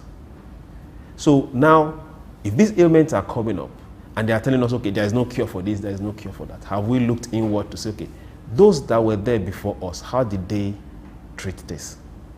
And it's not as if maybe the lifespan has increased. It has not. Our forefathers lived longer than we do now. So what were they eating or drinking that made them live that long? Same thing with Asian countries. They are not that, they are not forcefully embracing all your packaged chemicals. A lot of their medicine come from their natural resources. So why are we not looking inwards? Why are we depending solely on the pharmaceutical industries? What they push to us is what we tell our people that that is the best. What happened to our own? All right. In order to maximize the opportunities and the prospect provided by herbs or alternative medicine, what should be okay, you have issue with the name. Yes. Okay. Okay, great. What should be the role of agencies like the Pharmaceutical Society of Nigeria, NAFDAC, and then the Standard Organization of Nigeria? Because like you said, you make reference to example of the Chinese man. You have the Chinese herbs, the Chinese tea that we consume here. If you look at the packaging and the branding. And another challenge has to do with the fact that the herbs, they are not in dosages, You can't prescribe that, okay, you take 2 in the morning like the orthodox medicine, which is all about perception and branding. So what should be the role of organizations like Pharmaceutical Society of Nigeria, NAFDAC, and Standard Organization of Nigeria? Okay. I'm sorry, I'm not anti-establishment. I am very, very African. Let's go back to the Pharmaceutical Society of Nigeria. What syllabus were they taught? What were they taught? They were taught the white man's pharmacy. I don't know, the 6 years you spent in school and add 1 year to do a master's, they were taught the white man's pharmacy. They were taught the white man's drugs. Is there any issue in that? No. So your pharmacology, your microbiology, if they get to do any of that, to what extent did they do research on African medicine? I don't know if you understand. So you've groomed somebody for 5-6 years, telling him that his own medication that his own fathers or his own great-grandfathers used, he should even look at that. He should look forward to your own imported medicine, your own imported education. So what do you expect him to do? His mind is not there. He has lost that. Even the people in the village have almost lost that. Talking of when you're now sent to school to go learn someone else's medication. I'm not saying the medications are wrong. I don't know if you understand me. But what has happened to our own? So the pharmacist is not thinking African medicine. He's not thinking his native medicine. He's not thinking the remedies that are just behind his house. He's looking at the pills that are coming from pharmaceutical companies, the combination from pharmaceutical companies, how he's going to administer it and give you a relief or a cure if possible, and the dosage is going to give it to you and the combination is going to give it to you to avoid whether it's reactions or after effects or get you well. So that is what he's been trained to do. He has not his eyes are not open, shut to remedies at home. So what should be the role of, like I asked, NAFDAC in terms of regulation and standardization? NAFDAC is just to make sure that we don't take things that are bad. You don't make things that are bad. You don't import things that are bad. That what you're importing or you're making or what is good. That's for NAFDAC. Now, for regulation, I think first we need to introduce the study of herbs in schools. A lot of students at the end of your 4 or 5 years, they go do what's it called, project, and they take a plant and look for the medicinal properties in that plant, and that is where it ends. We should have I almost call them children. We should have students go to school for 4 or 5 years studying indigenous plants, studying indigenous medicine, studying the history that got us to where we are, studying the history that was there before. That's why pharmaceutical companies are doing well, because they have a backlog of history of where they are coming from. Do you know what they will now do? They will now go pick up a study of a particular research done in any country, and when they see the active ingredients in that particular thing, when they get it, they leave wherever it is and go back to their headquarters and now synthesize it and now give it back to you as drugs and put a patent on it. I don't know if I'm making sense. They now put a patent on it. What originally was not theirs. Knowledge was not theirs, but because they could get it, buy it, and mass produce it, they put a patent on it, and you now come to buy, forgetting that this thing actually came from here. All right, let's look at the acceptability of the traditional medicine.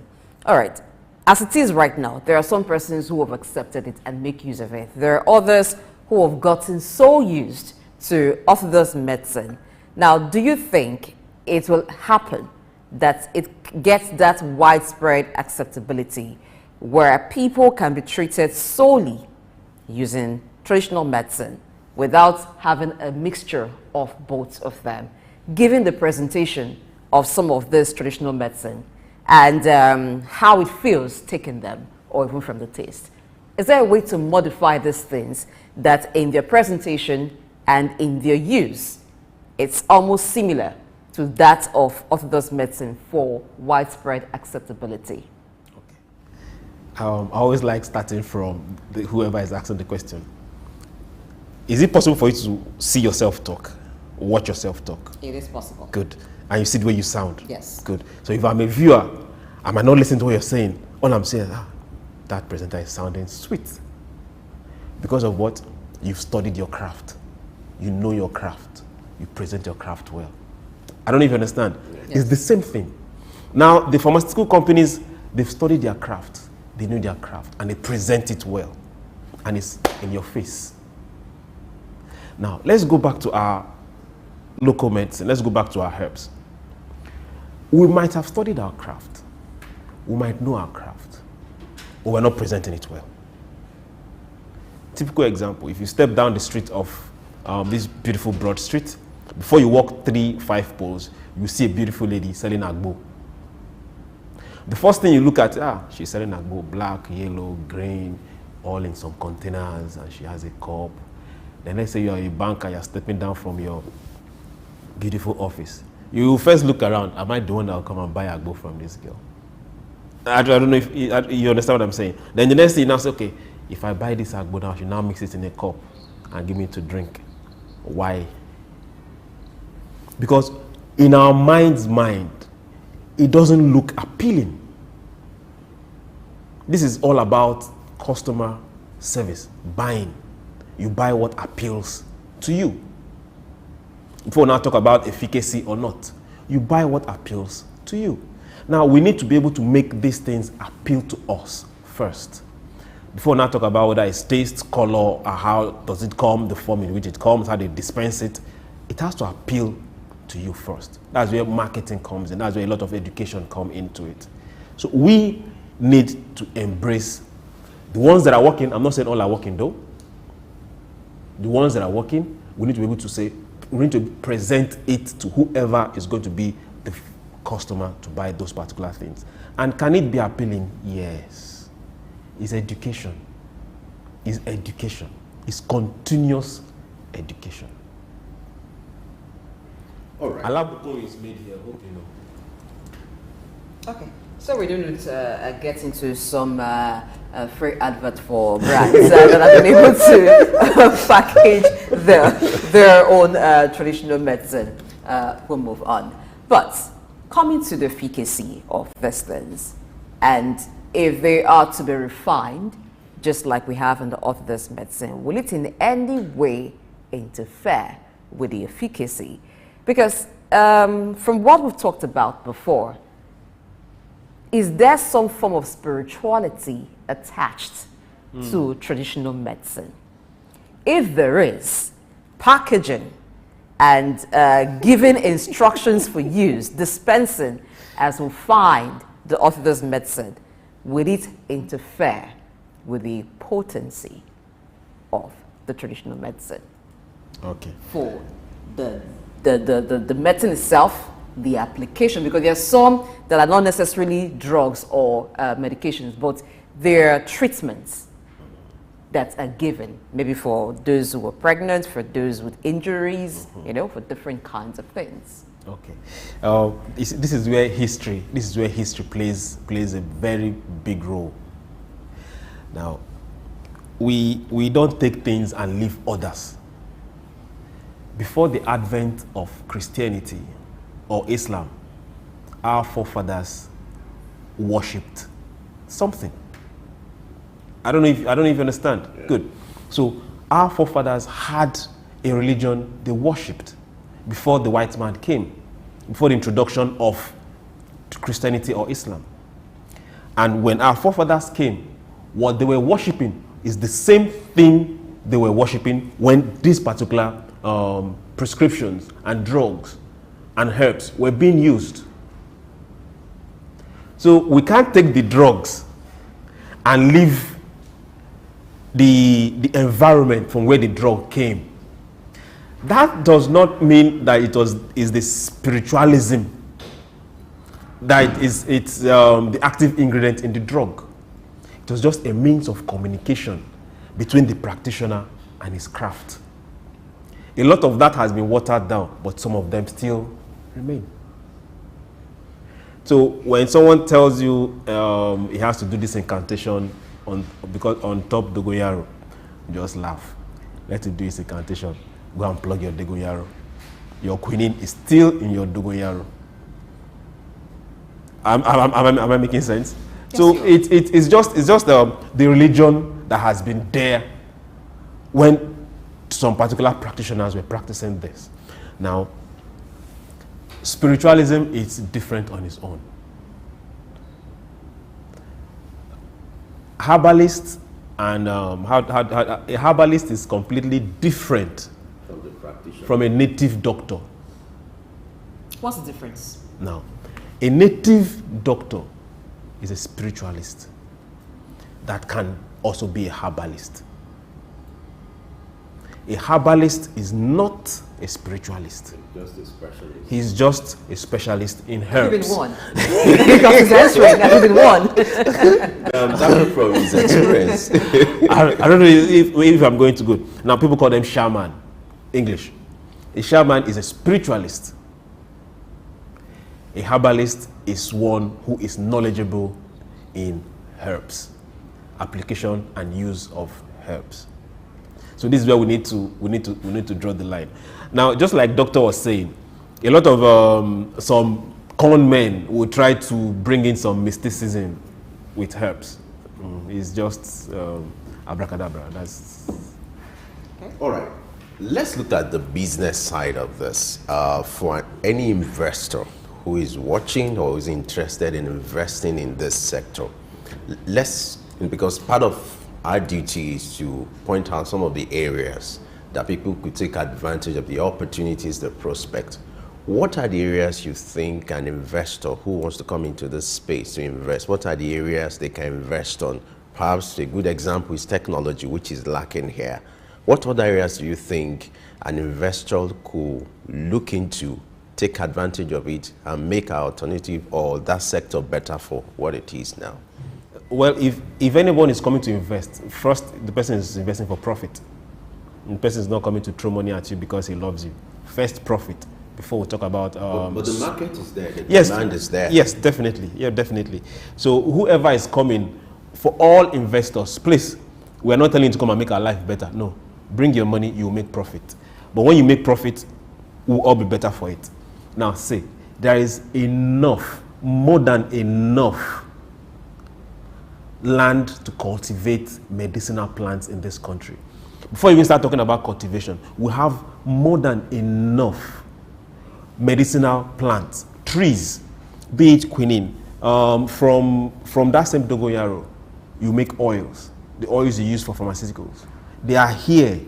They are bound in the north. You see, if you travel from Kaduna to Adamawa, you get to a place, you'll be asking yourself, what's happening here? The trees are just lying there. Nature has given it to us. So if you're looking for oils from Dawa, you get it for free. I can tell you for that. Just get your label and get how you want to extract it. You get it for free. If you're looking for oils for quinine, you get it for next to nothing. If you're looking for the quinine itself, you get it for less. The trees are bound. I don't even know how to describe it. It's not just for a whole lot of other, if it's cashew, it's abound in the east, it's abound in the north. If it's a lot of them. So your raw materials, your plants, your trees are all here. If it's rubber, yes, we might not be using, what is it called? We might not be using, tapping enough rubber for manufacturing. But if it's if it's the bark for medicinal uses, they are bound here. So the labor force is here too. So investing in that particular in that particular sector is something that is a profit for whoever is coming. And don't get scared or think about all what they talk about in the Western media. I tell you that Nigeria is not safe. Nigeria is safe for business. All right, let's look at the role of the Ministry of Health and regional urban planning in this aspect. Because when development happens in cities, some of these forest areas are turned to urban centers. What should be the ideal practice before the felling of trees, before the clearing out of forest areas, knowing that potentially there are lots of curative plants or trees in these areas? Before you clear out an area, what should be the procedure and what should be the role of the Ministry of Health towards strengthening the traditional medicine sector? Okay. For a long time, the Ministry of Health did not have a department for traditional medicine, but currently they have a department for traditional medicine. Hajia Zainab used to head that particular department. I can't remember. I think she's still there though, but she was there for a while. Now, the issue we have here is cooperation between ministries. A lot of ministries do their own thing. I collect my allocation, I go do what I want to do. You collect your own, you go do what you want to do. Let's see who outdoes, who beats the other in implementation. Now, we need ministries to be able to work hand in hand. Ministry of Health knows that, okay, if you fell trees, if you clear out a portion of the forest, there are bound to be consequences. Not just development. There are bound to be consequences. Now, typical example, a lot of the diseases we are getting them because we are getting too close to wild animals. The wild animals is getting too close to us. Example, some of your, what's it called? What happened? What was the last one that beat China and Co? The respiratory disease that came 3 years ago. Okay, the COVID, yes, the one before COVID too. The anthrax? Anthrax has been there for a while. The one before COVID too. Both a lot of them came majorly because we're getting too close to wild animals. We're getting too close. They were comfortably there. Now we are clearing their habitat and we are getting too close to them. Now, these are things that the Ministry of Health can say, okay, good. If you decide to clear this place, then give yourself 2-3 years. Replant this particular place. Take another place. Wherever there we've had deforestation, go there and replant. When you are done replanting, they can clear this place. Those states and Ondo tried doing that. They tried reclaiming some part of their forest. It's been like 4-5 years ago. Well, they're still a bit successful though. If you're traveling between Ore, Bini, you see some of those trees growing back. But if you want to clear a place, there are places that you've cleared that maybe development can't get there in the next 50 years, then go replant that place. That is doable, not difficult. All right, we're due for another break now. We'll take a breather.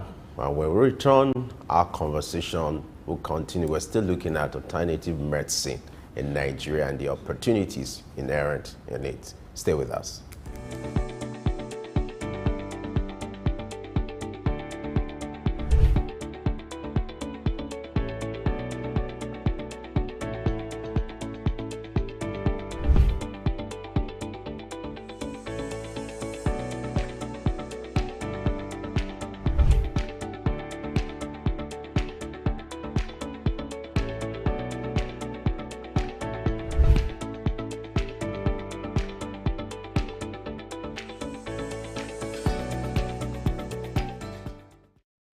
Hi, my name is Fred Amata, and you are on to Souk News. If you are watching this channel for the first time, make sure you continue to watch it because this is Souk News. Shout out to Souk News. Actually, I don't know. I really enjoyed the little moment I spent with you, and I think with more of this. Souk News. Here's the Souk News who had the courage to transcend a locked off camera and actually have a conversation with a human being. It's a pleasure. My name is Olatunji Shoti-Mirin. I'm a performing artist and television radio presenter and a university lecturer, Unilag. Keep watching Souk News. Hello everyone, my name is Kenny Black, Africa's finest music comedian, and you're watching Souk News. If you're not watching Souk News, I pity you, but keep watching Souk News. Hello everyone, my name is Timmy Dakolo, and you're watching Souk News. Stay tuned. Hi, my name is Wisdom Oluwaseun Okoko, co-founder Orbit Africa Properties. I'm live at Souk News. Guys, keep watching Souk News for everything that concerns business, economy, politics, news. Souk News is your station. The National Theatre, Igomu, built during the military regime of Olusegun Obasanjo and finished in the time for the Second World Festival of Black Arts and Culture, FESTAC, in 1977. The theatre holds amazing treasures and memories. The artworks fill everyone with pride. The National Arts Theatre is visible from the motorway which connects Lagos Island and the mainland. The National Theatre is packed with the artworks of a legendary contemporary Nigerian artist, stained glass walls by Yusuf Grillo, sculptures and murals by Lamidi Fakeye, Erabo Emopai, and many others. It was put to full use for a month as one of the 4 venues of the Second World Black and African Festival of Arts and Culture, tagged FESTAC 77. The complex hosted 16,000 participants from 56 African countries and the diaspora in an unprecedented showcase of African music, fine art, literature, drama, dance, and religion. The National Art Theatre was built and designed by Techno Experts Troll, a Bulgarian company mirroring the Palace of Culture and Sports in Varna, Bulgaria. Completed in 1976, the building is one of the largest and most beautiful of its kind on the African continent.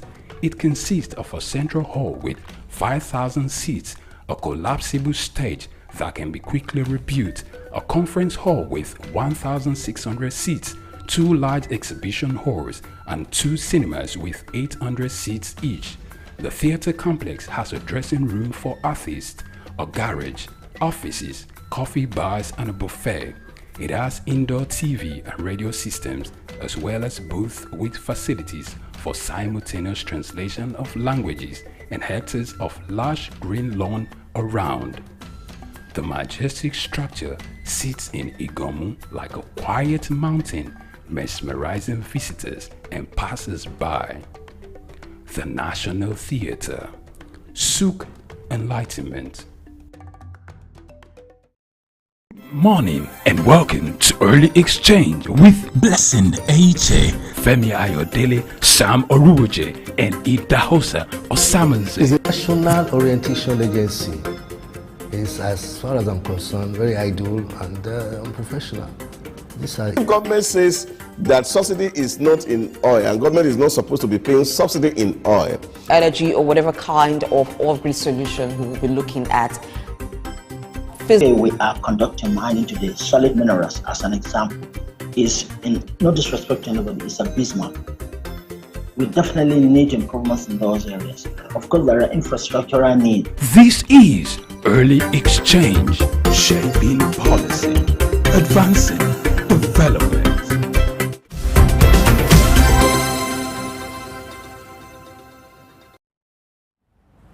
Many thanks for staying with us on Early Exchange, and we're looking at traditional medicine, or you can call it alternative medicine. But a guest in the studio, who is an in-house analyst, Chuks John Rogers, have issues with alternative medicine. His position is based on his opinion that you don't call what can actually do a particular work alternative. You call it alternative because you want to make it substitute, and that gives room for those who call it alternative to dominate the market. Definitely, right? Definitely. Medicine is medicine. Okay, medicine is medicine, whether it's widely accepted or not, provided that it cures. Now, you may be wondering, why is Chuks sitting here to talk about traditional or alternative medicine? Now, you should also know that one of Chuks' many parts is that is also a traditional medicine apprentice, so that means he is in the field as well. Don't be deceived by his looks. Maybe you're used to seeing those who are practitioners of traditional medicine look a certain way, and he doesn't look that way, but don't be deceived by that. And interestingly, is living up to expectations. So your apprenticeship is not a waste. I've asked them behind cameras, when is his convocation? And he says they never graduate out of the college. You just keep going. It's an informal setting. All right. Okay, let's talk about preventive medicine. Okay. Using the traditional medicine for that. Now, while you were talking, you made reference to our forefathers eating certain kinds of food as medicine, and you also pointed to the Holy Book where that is, make your food your medicine. So, but we'll find that the markets right now, the pharmaceutical market, the markets for things you could use to heal and treat. We have supplements, and some of these supplements are imported.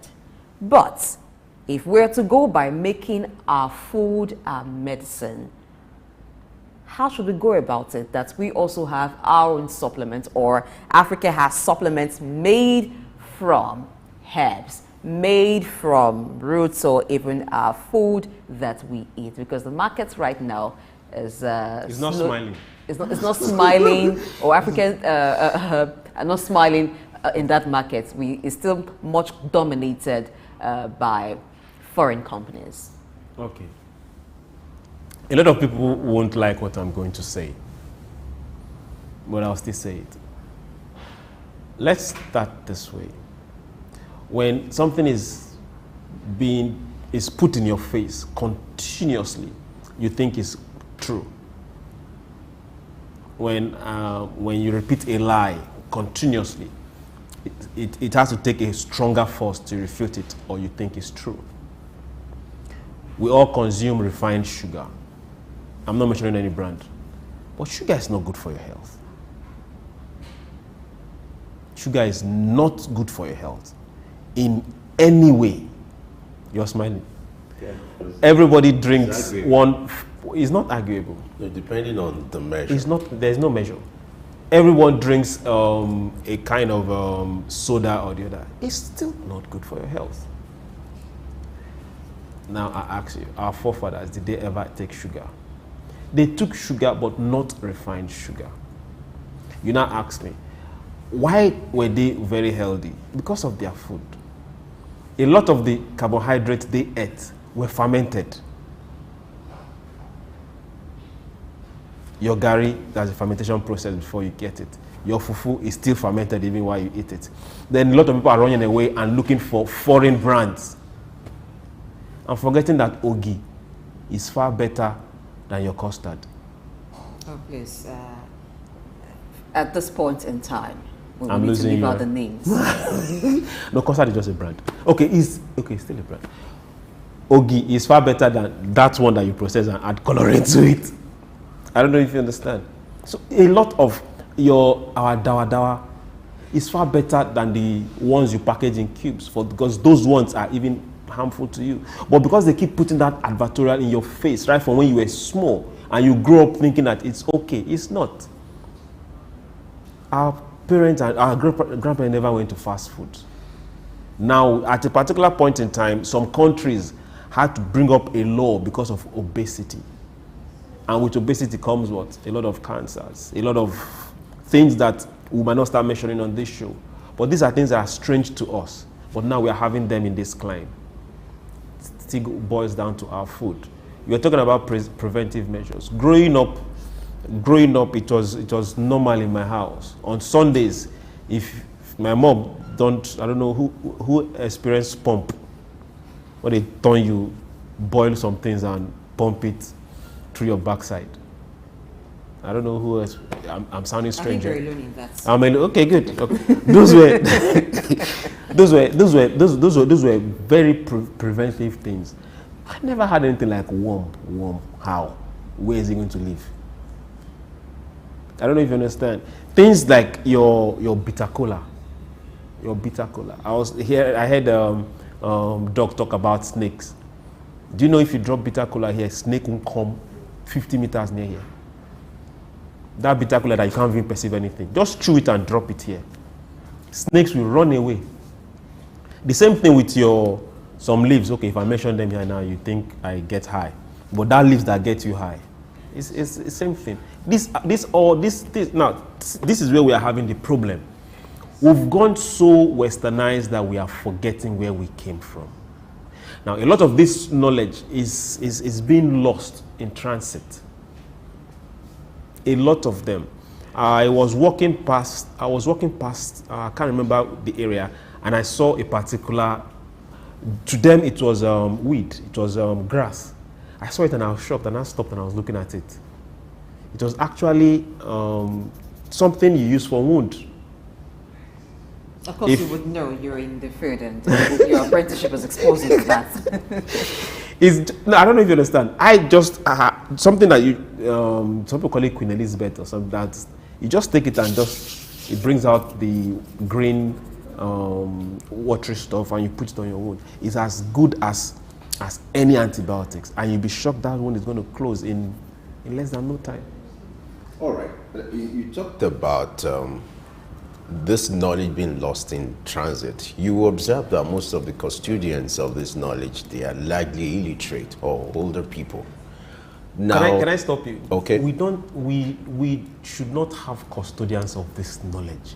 Just the way your language was handed over to you, that was also supposed to be handed over to you. That's exactly what I'm driving at. So how do we ensure that we have an arrangement, even if it means an intervention, whereby this knowledge is being passed, though informally, but now formally, so that you have a situation where you create a venue for younger ones to tap advantage or take advantage of this knowledge, tap into it, whereby research, better understanding and knowledge about herbal medicine could be made available for whoever wants to take advantage of it. What should be the starting point? The starting point is give. If I stretch my hand, to you, what do? You stretch back your hand, yes. And maybe I shake you, I give you something. That is the same way. If we don't long for a knowledge, we can't get it. The person that knows this might be looking for somebody to teach. But in his mind's mind, he will want somebody that is willing to accept what he wants to tell you. There's this, the lady I was talking about, Hajia Zainab. I listen to her a lot. I watch some of her programs on a different channel. And her story is fascinating. She's not from any kind of home. I don't know if she's from those up kind of homes. So when she said she wanted to study this, people look at her and say, are you kind of okay? And she was even married before she decided to go into this, after a first degree. So our generation, our children should want to learn this. Even for nothing, for the knowledge. People just go outside and buy cashew and buy guava and eat, forgetting that the leaves of that same guava you are eating can do you better than the creams that you are going to buy for 10,000, 50,000. Come to think of it, the creams that we are buying, where are the oils, where are they coming from? They are all from here. Yes. So there's a whole lot that can be benefited if we pay attention to traditional medicine, because it will also support the cosmetic sector and all other sectors. Now, in other climes where you have this developed, for instance, Asia, lots of investments go into it. Funding, the funding for the research, the funding for the production. How do we come around this?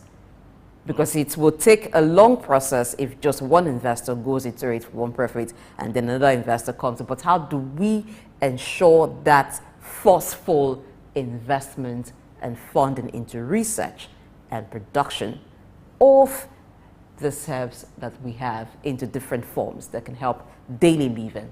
Okay. Let's start from the individual part of it. If I'm using Ori, and you are using Ori, and Femi is using Ori, what happens? The demand for Ori does what? Increases. Goes up. Here, when I start thinking of exporting. That same Ori that if you go to Lagos Island, If someone is crossing the woman selling it, you'll be looking at the woman like you don't get better thing when you want to do. I don't know if you understand. Yes.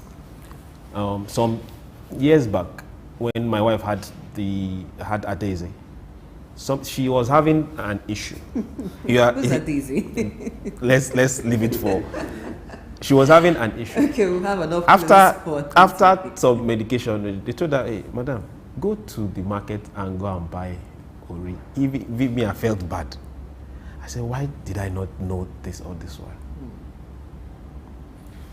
Ori, how much? 50 naira. I don't know if you understand. 50 naira. And that issue of quarrel, after a very long time, was solved.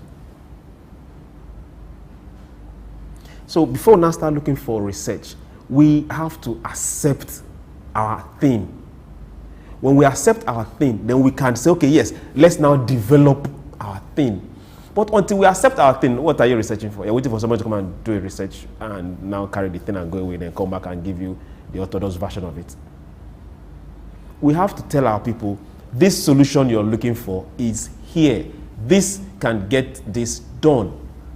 Now, for research, government won't do it. Nigerians, government won't do it. Put your money where your mouth is. There is money to be made in these things. We produce a lot of palm kernel here.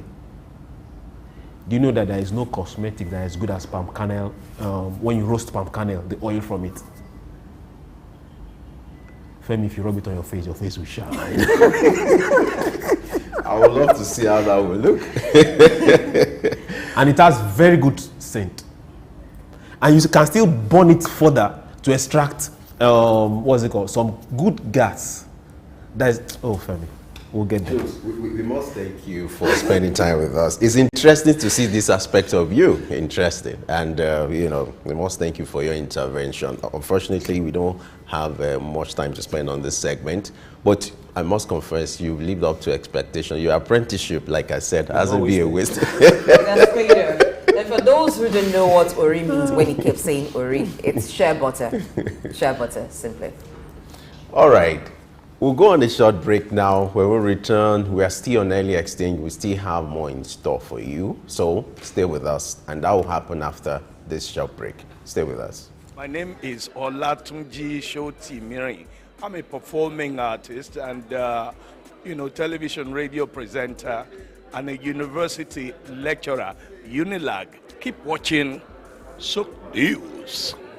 Hello everyone, my name is Kenny Black, Africa's finest music comedian, and you're watching Sook News. If you're not watching Sook News, I pity you, but keep watching Sook News. Hello everyone, my name is Timidakolo and you're watching Sook News. Stay tuned. Hi, my name is Wisdom Oluwaseun Okoko, co-founder Orbit Africa Properties. I'm live at Sook News. Guys, keep watching Sook News. For everything that concerns business, economy, politics, news, Sook News is your station.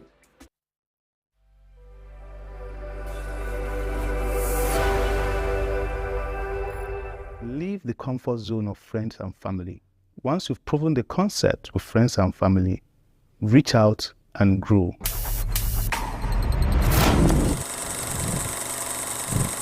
In my experience of studying entrepreneurial businesses, it's the human story behind them that intrigued me the most. And the story of Common Clothing by Omimi Okere is not different. Caveat, Omimi Okere is my son. He has a clothing business called Common Clothing. I recall one day coming into the foyer of our apartment at Canary Wharf. The concierge at the reception called me and handed me an envelope. He said, "Oh, is the designer in?" And I was wondering who the designer was. He said, "Oh, your son, please can you give this to him?" And inside the envelope was £250. And I asked him, "What is this for?" And he said, "I bought some clothing from Common Clothing and I want to pay for them." And I was deeply touched. I was deeply touched because most times when we start an entrepreneurial business, it's the friends and family patronage that gives us the kickoff. Sometimes we forget that the business should transcend beyond friends and family, and we get bitter when we don't have continuous and sustained patronage from friends and family. But what I realized that Omimi had done was that he had left that comfort zone, that area of shelter, and he had gone to the extent of attracting customers far and wide beyond. And why this gentleman patronized him, as I came to understand, was that he took time to customize a hoodie for the gentleman who was on the plus side. And that word of mouth has spread to the extent that most of his friends were buying from Common Clothing. And I was so happy for my son. And I'll be so happy for entrepreneurs out there that are hacking away. There's a whole market there waiting for you. Morning and welcome to Early Exchange with Blessing Eche, Femi Ayodele, Sam Oruoje, and Ida Hosa Osamanze. It's a national orientation agency. It's, as far as I'm concerned, very idle and unprofessional. Government says that subsidy is not in oil, and government is not supposed to be paying subsidy in oil. Energy or whatever kind of off-grid solution we will be looking at. Today we are conducting mining today. Solid minerals, as an example, is, in no disrespect to anybody, is abysmal. We definitely need improvements in those areas. Of course, there are infrastructural needs. This is Early Exchange, shaping policy, advancing development.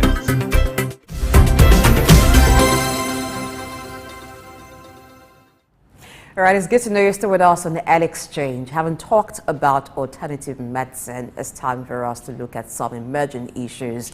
Oh yes, gradually we're getting into the Yuletide, and prior to this time, the NNPCL assured Nigerians that there is enough petroleum products available in the country to last the season and even beyond.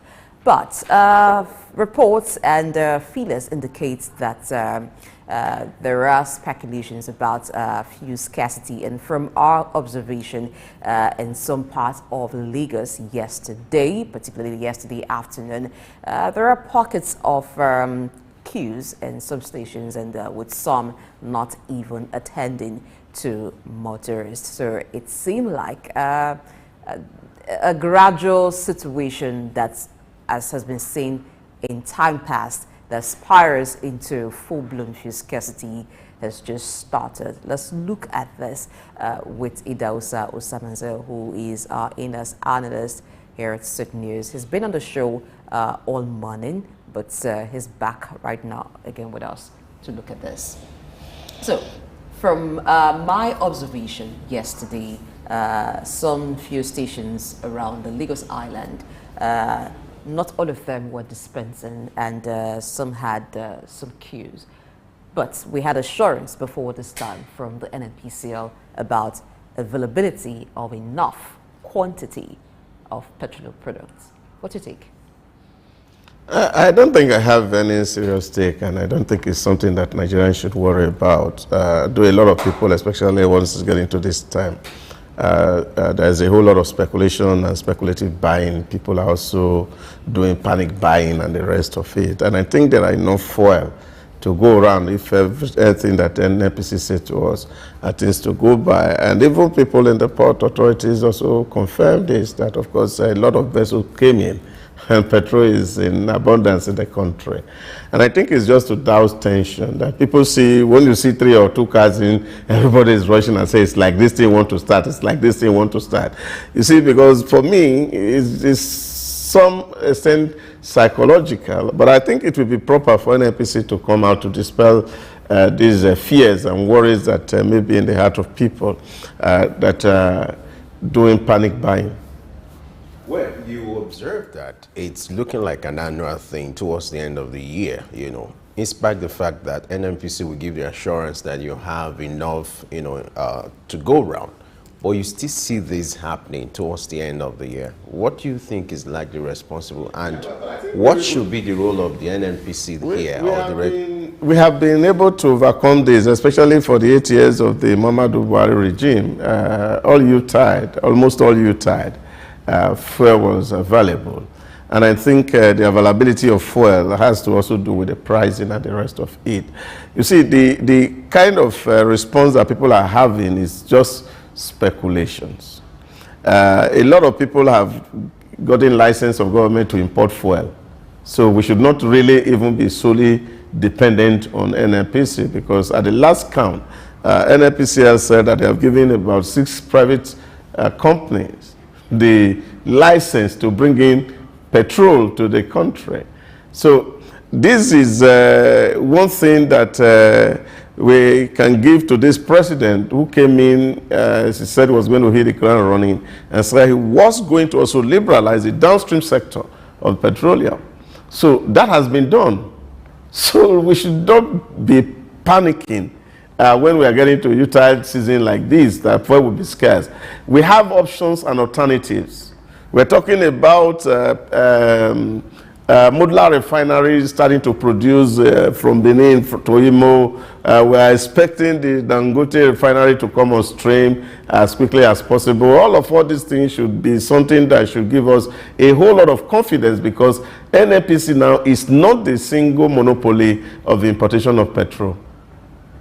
But the situation here is, even though NNPC often gives the assurance that these products are available, but we usually find the missing link to be the fact that some of these petrol station owners, they create what we call artificial scarcity.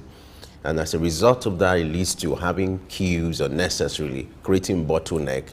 That is usually where the issue is. And you discover that some of them have their way without being regulated. What can be done in terms of supervision to ensure that what NNPC has said or is saying corresponds with the reality on ground?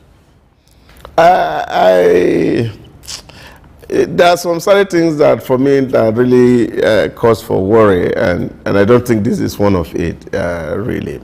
I don't have any real serious worry about whether there'll be petrol or no petrol, because I think we have gone beyond issues of talking about petrol and scarcity. What people are doing with panic buying is their own ball game. And this is not the first time. Last month they did panic buying. A month before they did panic buying. So everybody is always thinking as dollar is increasing. And they are thinking that probably with this increase, there's going to be a new pricing and things like this because of the floating of the pricing. So those are speculations that happen. But I think ultimately, I feel that since we've agreed to liberalize the entire sector of the economy, we should just go ahead and allow market forces to determine what petrol is bought, like it's done in every other country. I know in the UAE, they review price every month. As the macroeconomic indicators changes, of course, it affects the price of petrol. If the price of crude changes, at the end of the month, they review it. They do it every month. So we should be used to that now, that people get into business to make money. But I think the one of the problem that we face here is that we have a lot of Shylock people. And I think this is a real fundamental issue that we will always have to deal with. It's not just about petrol alone. If you get to the bus stop in the morning and you have more than 10 people there, the commercial bus driver increases the price. This is the real issue. If a landlord sees 3 people come to ask for a house, he increases the price. And this is not healthy. Somewhere else, when it's Christmas season like this, they are thinking of gifts to give to society in the spirit of Christmas. But we turn it into taxation. And because we have a way of blaming government for everything. And I think our citizens should be civil enough and to do things responsibly. And if there are issues, we deal with it. And there's no point panicking for what does not exist. All right. Now, in situations where people do not do what they should do ordinarily, you just talked about what happens in other climes at seasons like this, but we don't find the exact same thing happening here. What can be done? Because whether people are speculating, but there's also the other part of actually saying, because people will go into panic mode when you go to fuel station A and they tell you there's no fuel. You go to station B, there is no fuel. By the time you get to station C and you find that there's a bit of queue, that already puts you in a panic mode. And then calls are being made, maybe somebody confirming the same thing in another area. That's how it starts. So is there anything that can be done to ensure that we do not have the exact repeats of what we've seen starting out like this? That's the exact point I'm making. We should not even be glorifying these issues because they are not necessary. Because what these make is that they actually heighten the more tension, that people are thinking that it's real. You see, for me, and I think we have to be civil enough to look at basic issues, things that really, the downstream sector has been liberalized, for God's sake, that people have liberty to import fuel and sell outside of NNPC. So I think those are the real critical issues to see how we work price down by ensuring that participation, that the people who have licenses, they are using it and they are maximizing it for the good of the citizens. The issues that for me are of concern is that we should also be able to speak to our people. And I think this also is the way we put value on money, especially on these issues. The last time somebody was asking what was unique about Ember Month, and I said there's nothing unique about Ember Month. Well, people suddenly wake up and discover that the goals they set that they didn't pursue at the beginning of the year, and they find that the year ending, and they are in panic to say, can I still make it? And then, of course, make blunders and mistakes, and people die unnecessarily for lack of planning. And I think this is what we really need to understand, and things that we can factor into the things that happen in our environment. All right. Let's introduce or taken by the federal government as regards this sector. Okay. You know, the primary one or the major one is the removal of fresh subsidy. Now, there's a group that conducted a survey recently. The survey is like 90%.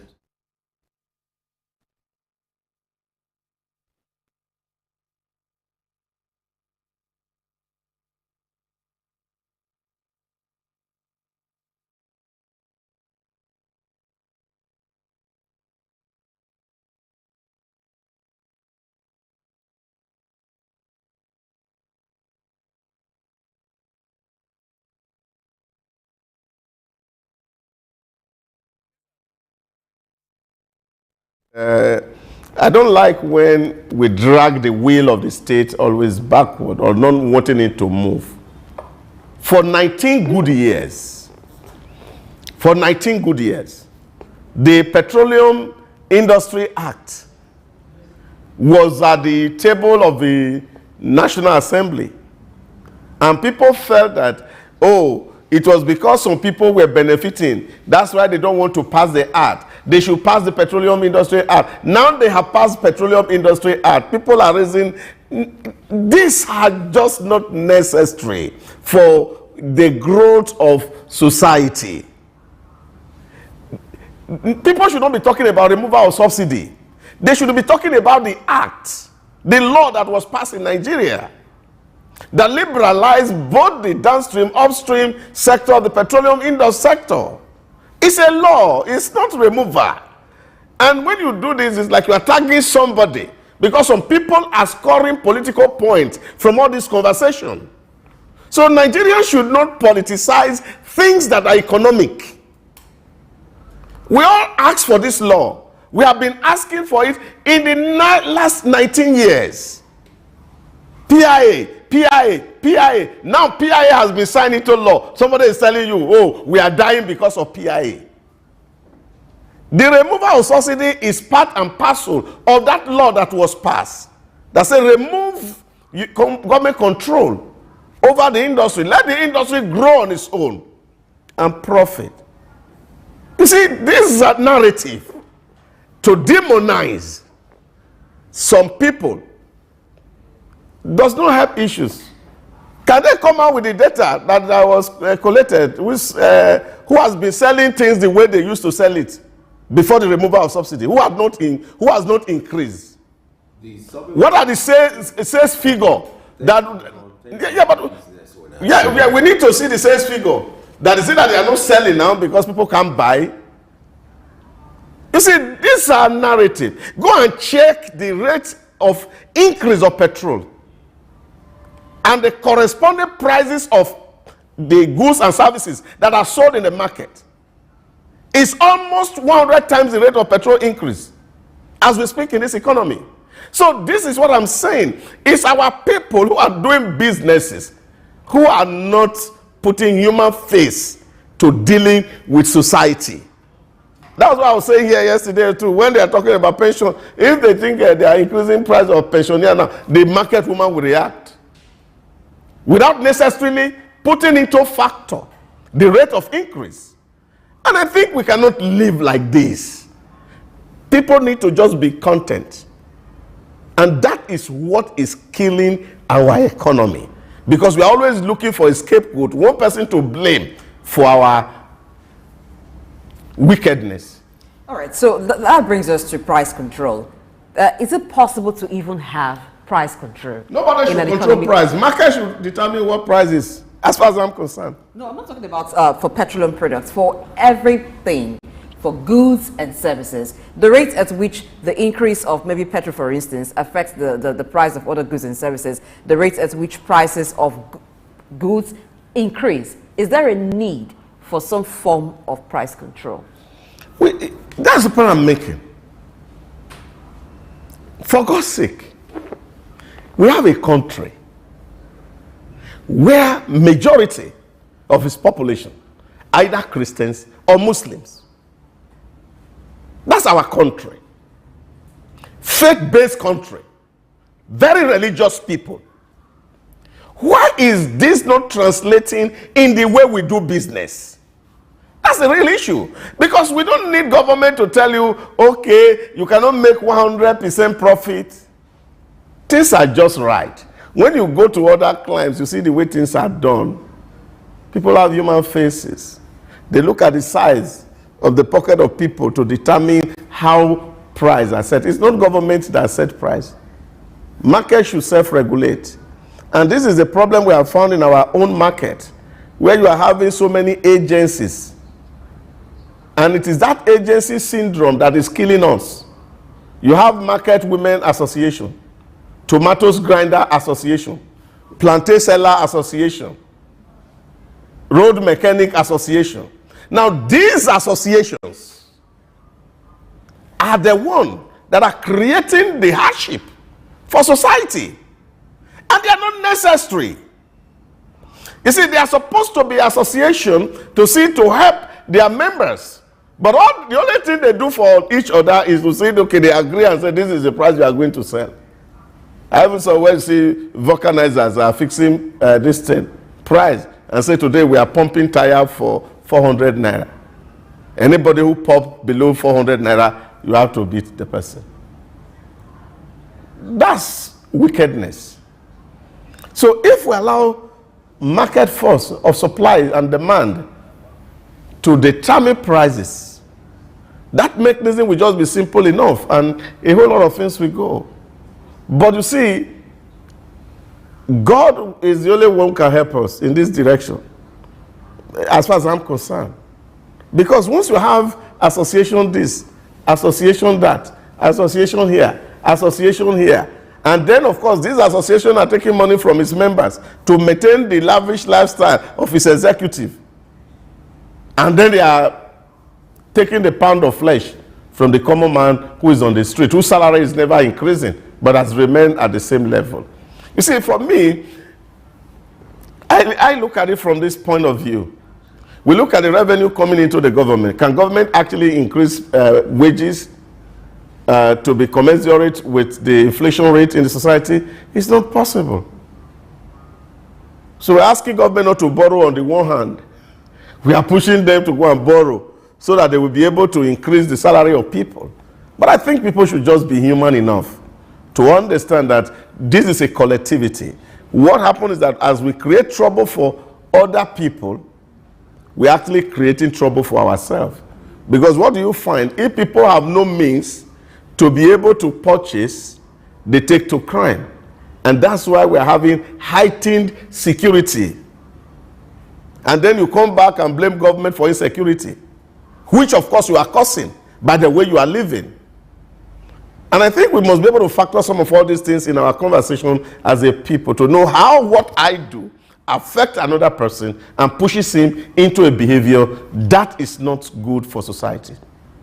Let's look at the issue of Forex. You know, it's one of the greatest challenges for all marketers. It's the major headache for them, you know, because it's very crucial to their operation. If they need to source for Forex, they have to go to the parallel market, you know, most of the time. What kind of arrangement can be made to help their plight? Because they need to do business and they have to stay in business. Well, I think the Forex issue we can actually address. And the only way to address the Forex issue is ensure that most of the things that we do here that does not require the use of Forex, we can actually save it.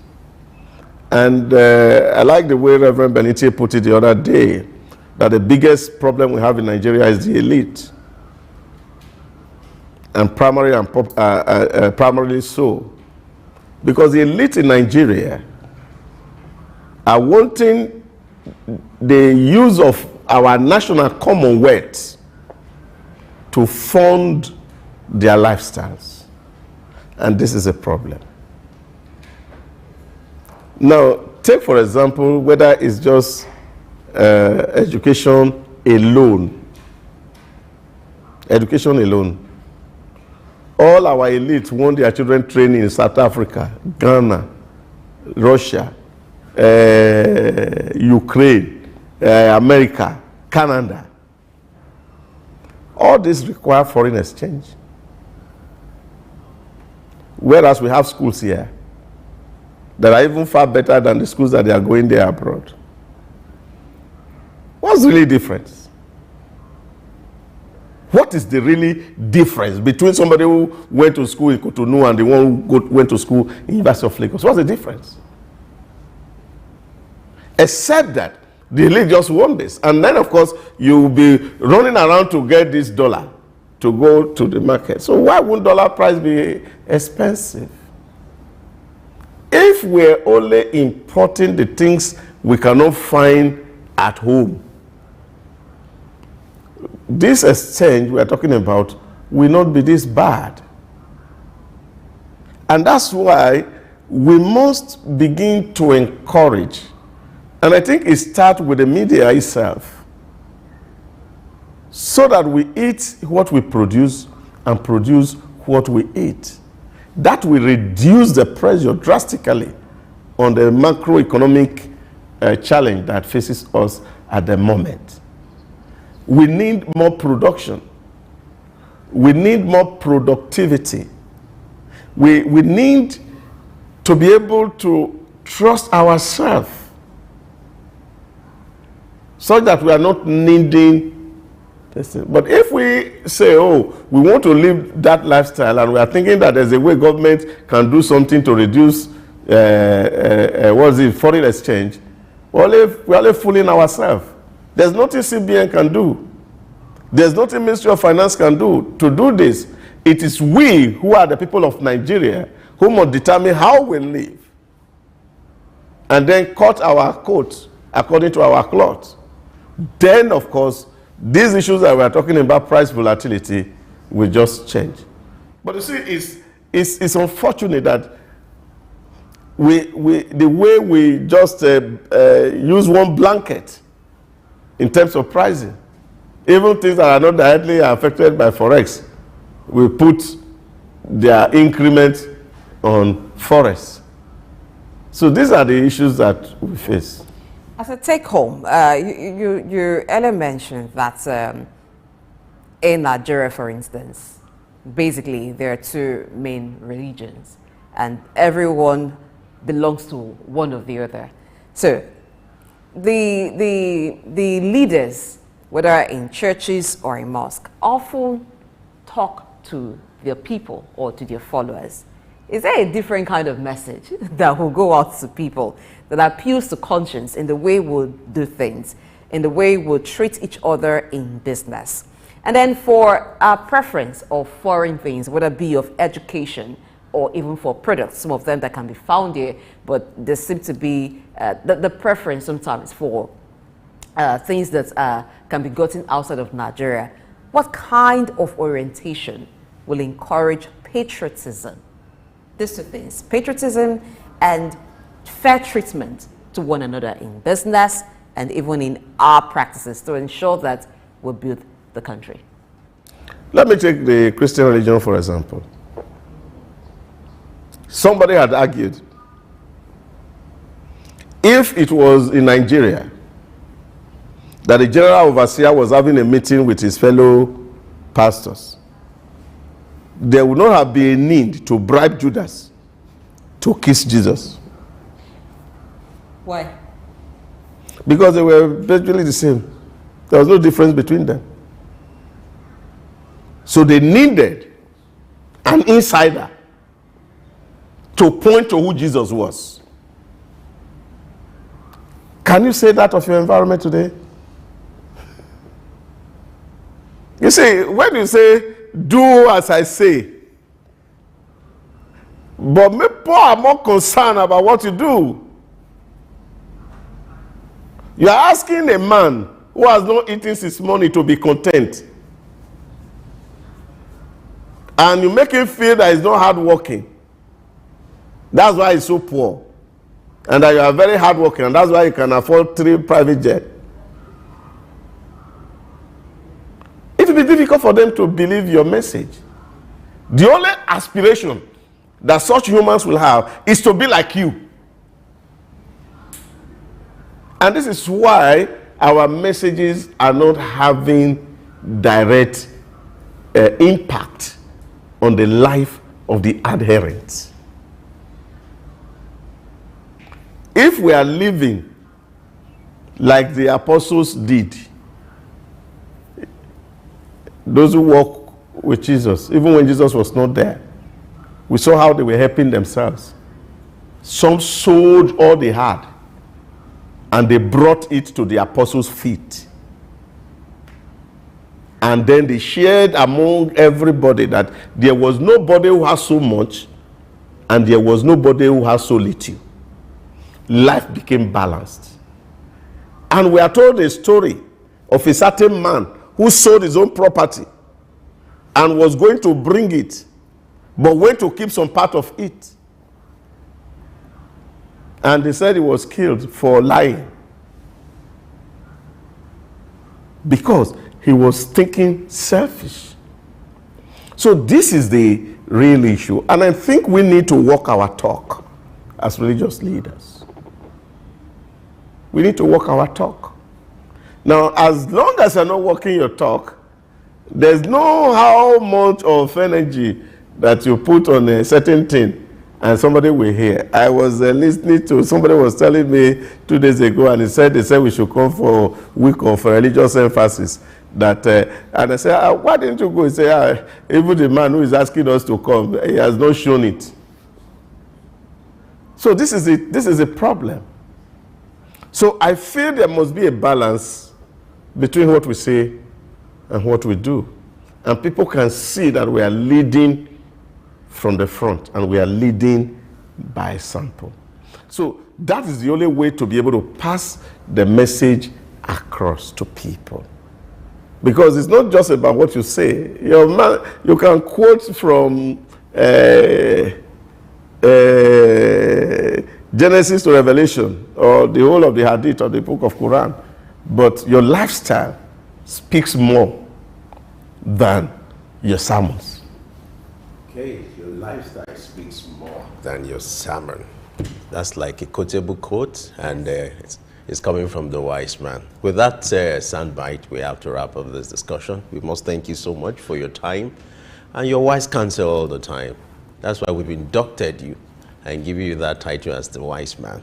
Thank you so much for your intervention. Oh, my pleasure. It's only that they didn't go around. Some people had, and this was appetite today. Don't worry. It might just be a cup and a plate that you have tomorrow. All right. I'm looking forward to that day. You are the special one, so there's going to be a special amen for you. Don't worry. We'll make sure of that behind camera. Yes, that's been the show today. Be an example of the change that you want to see.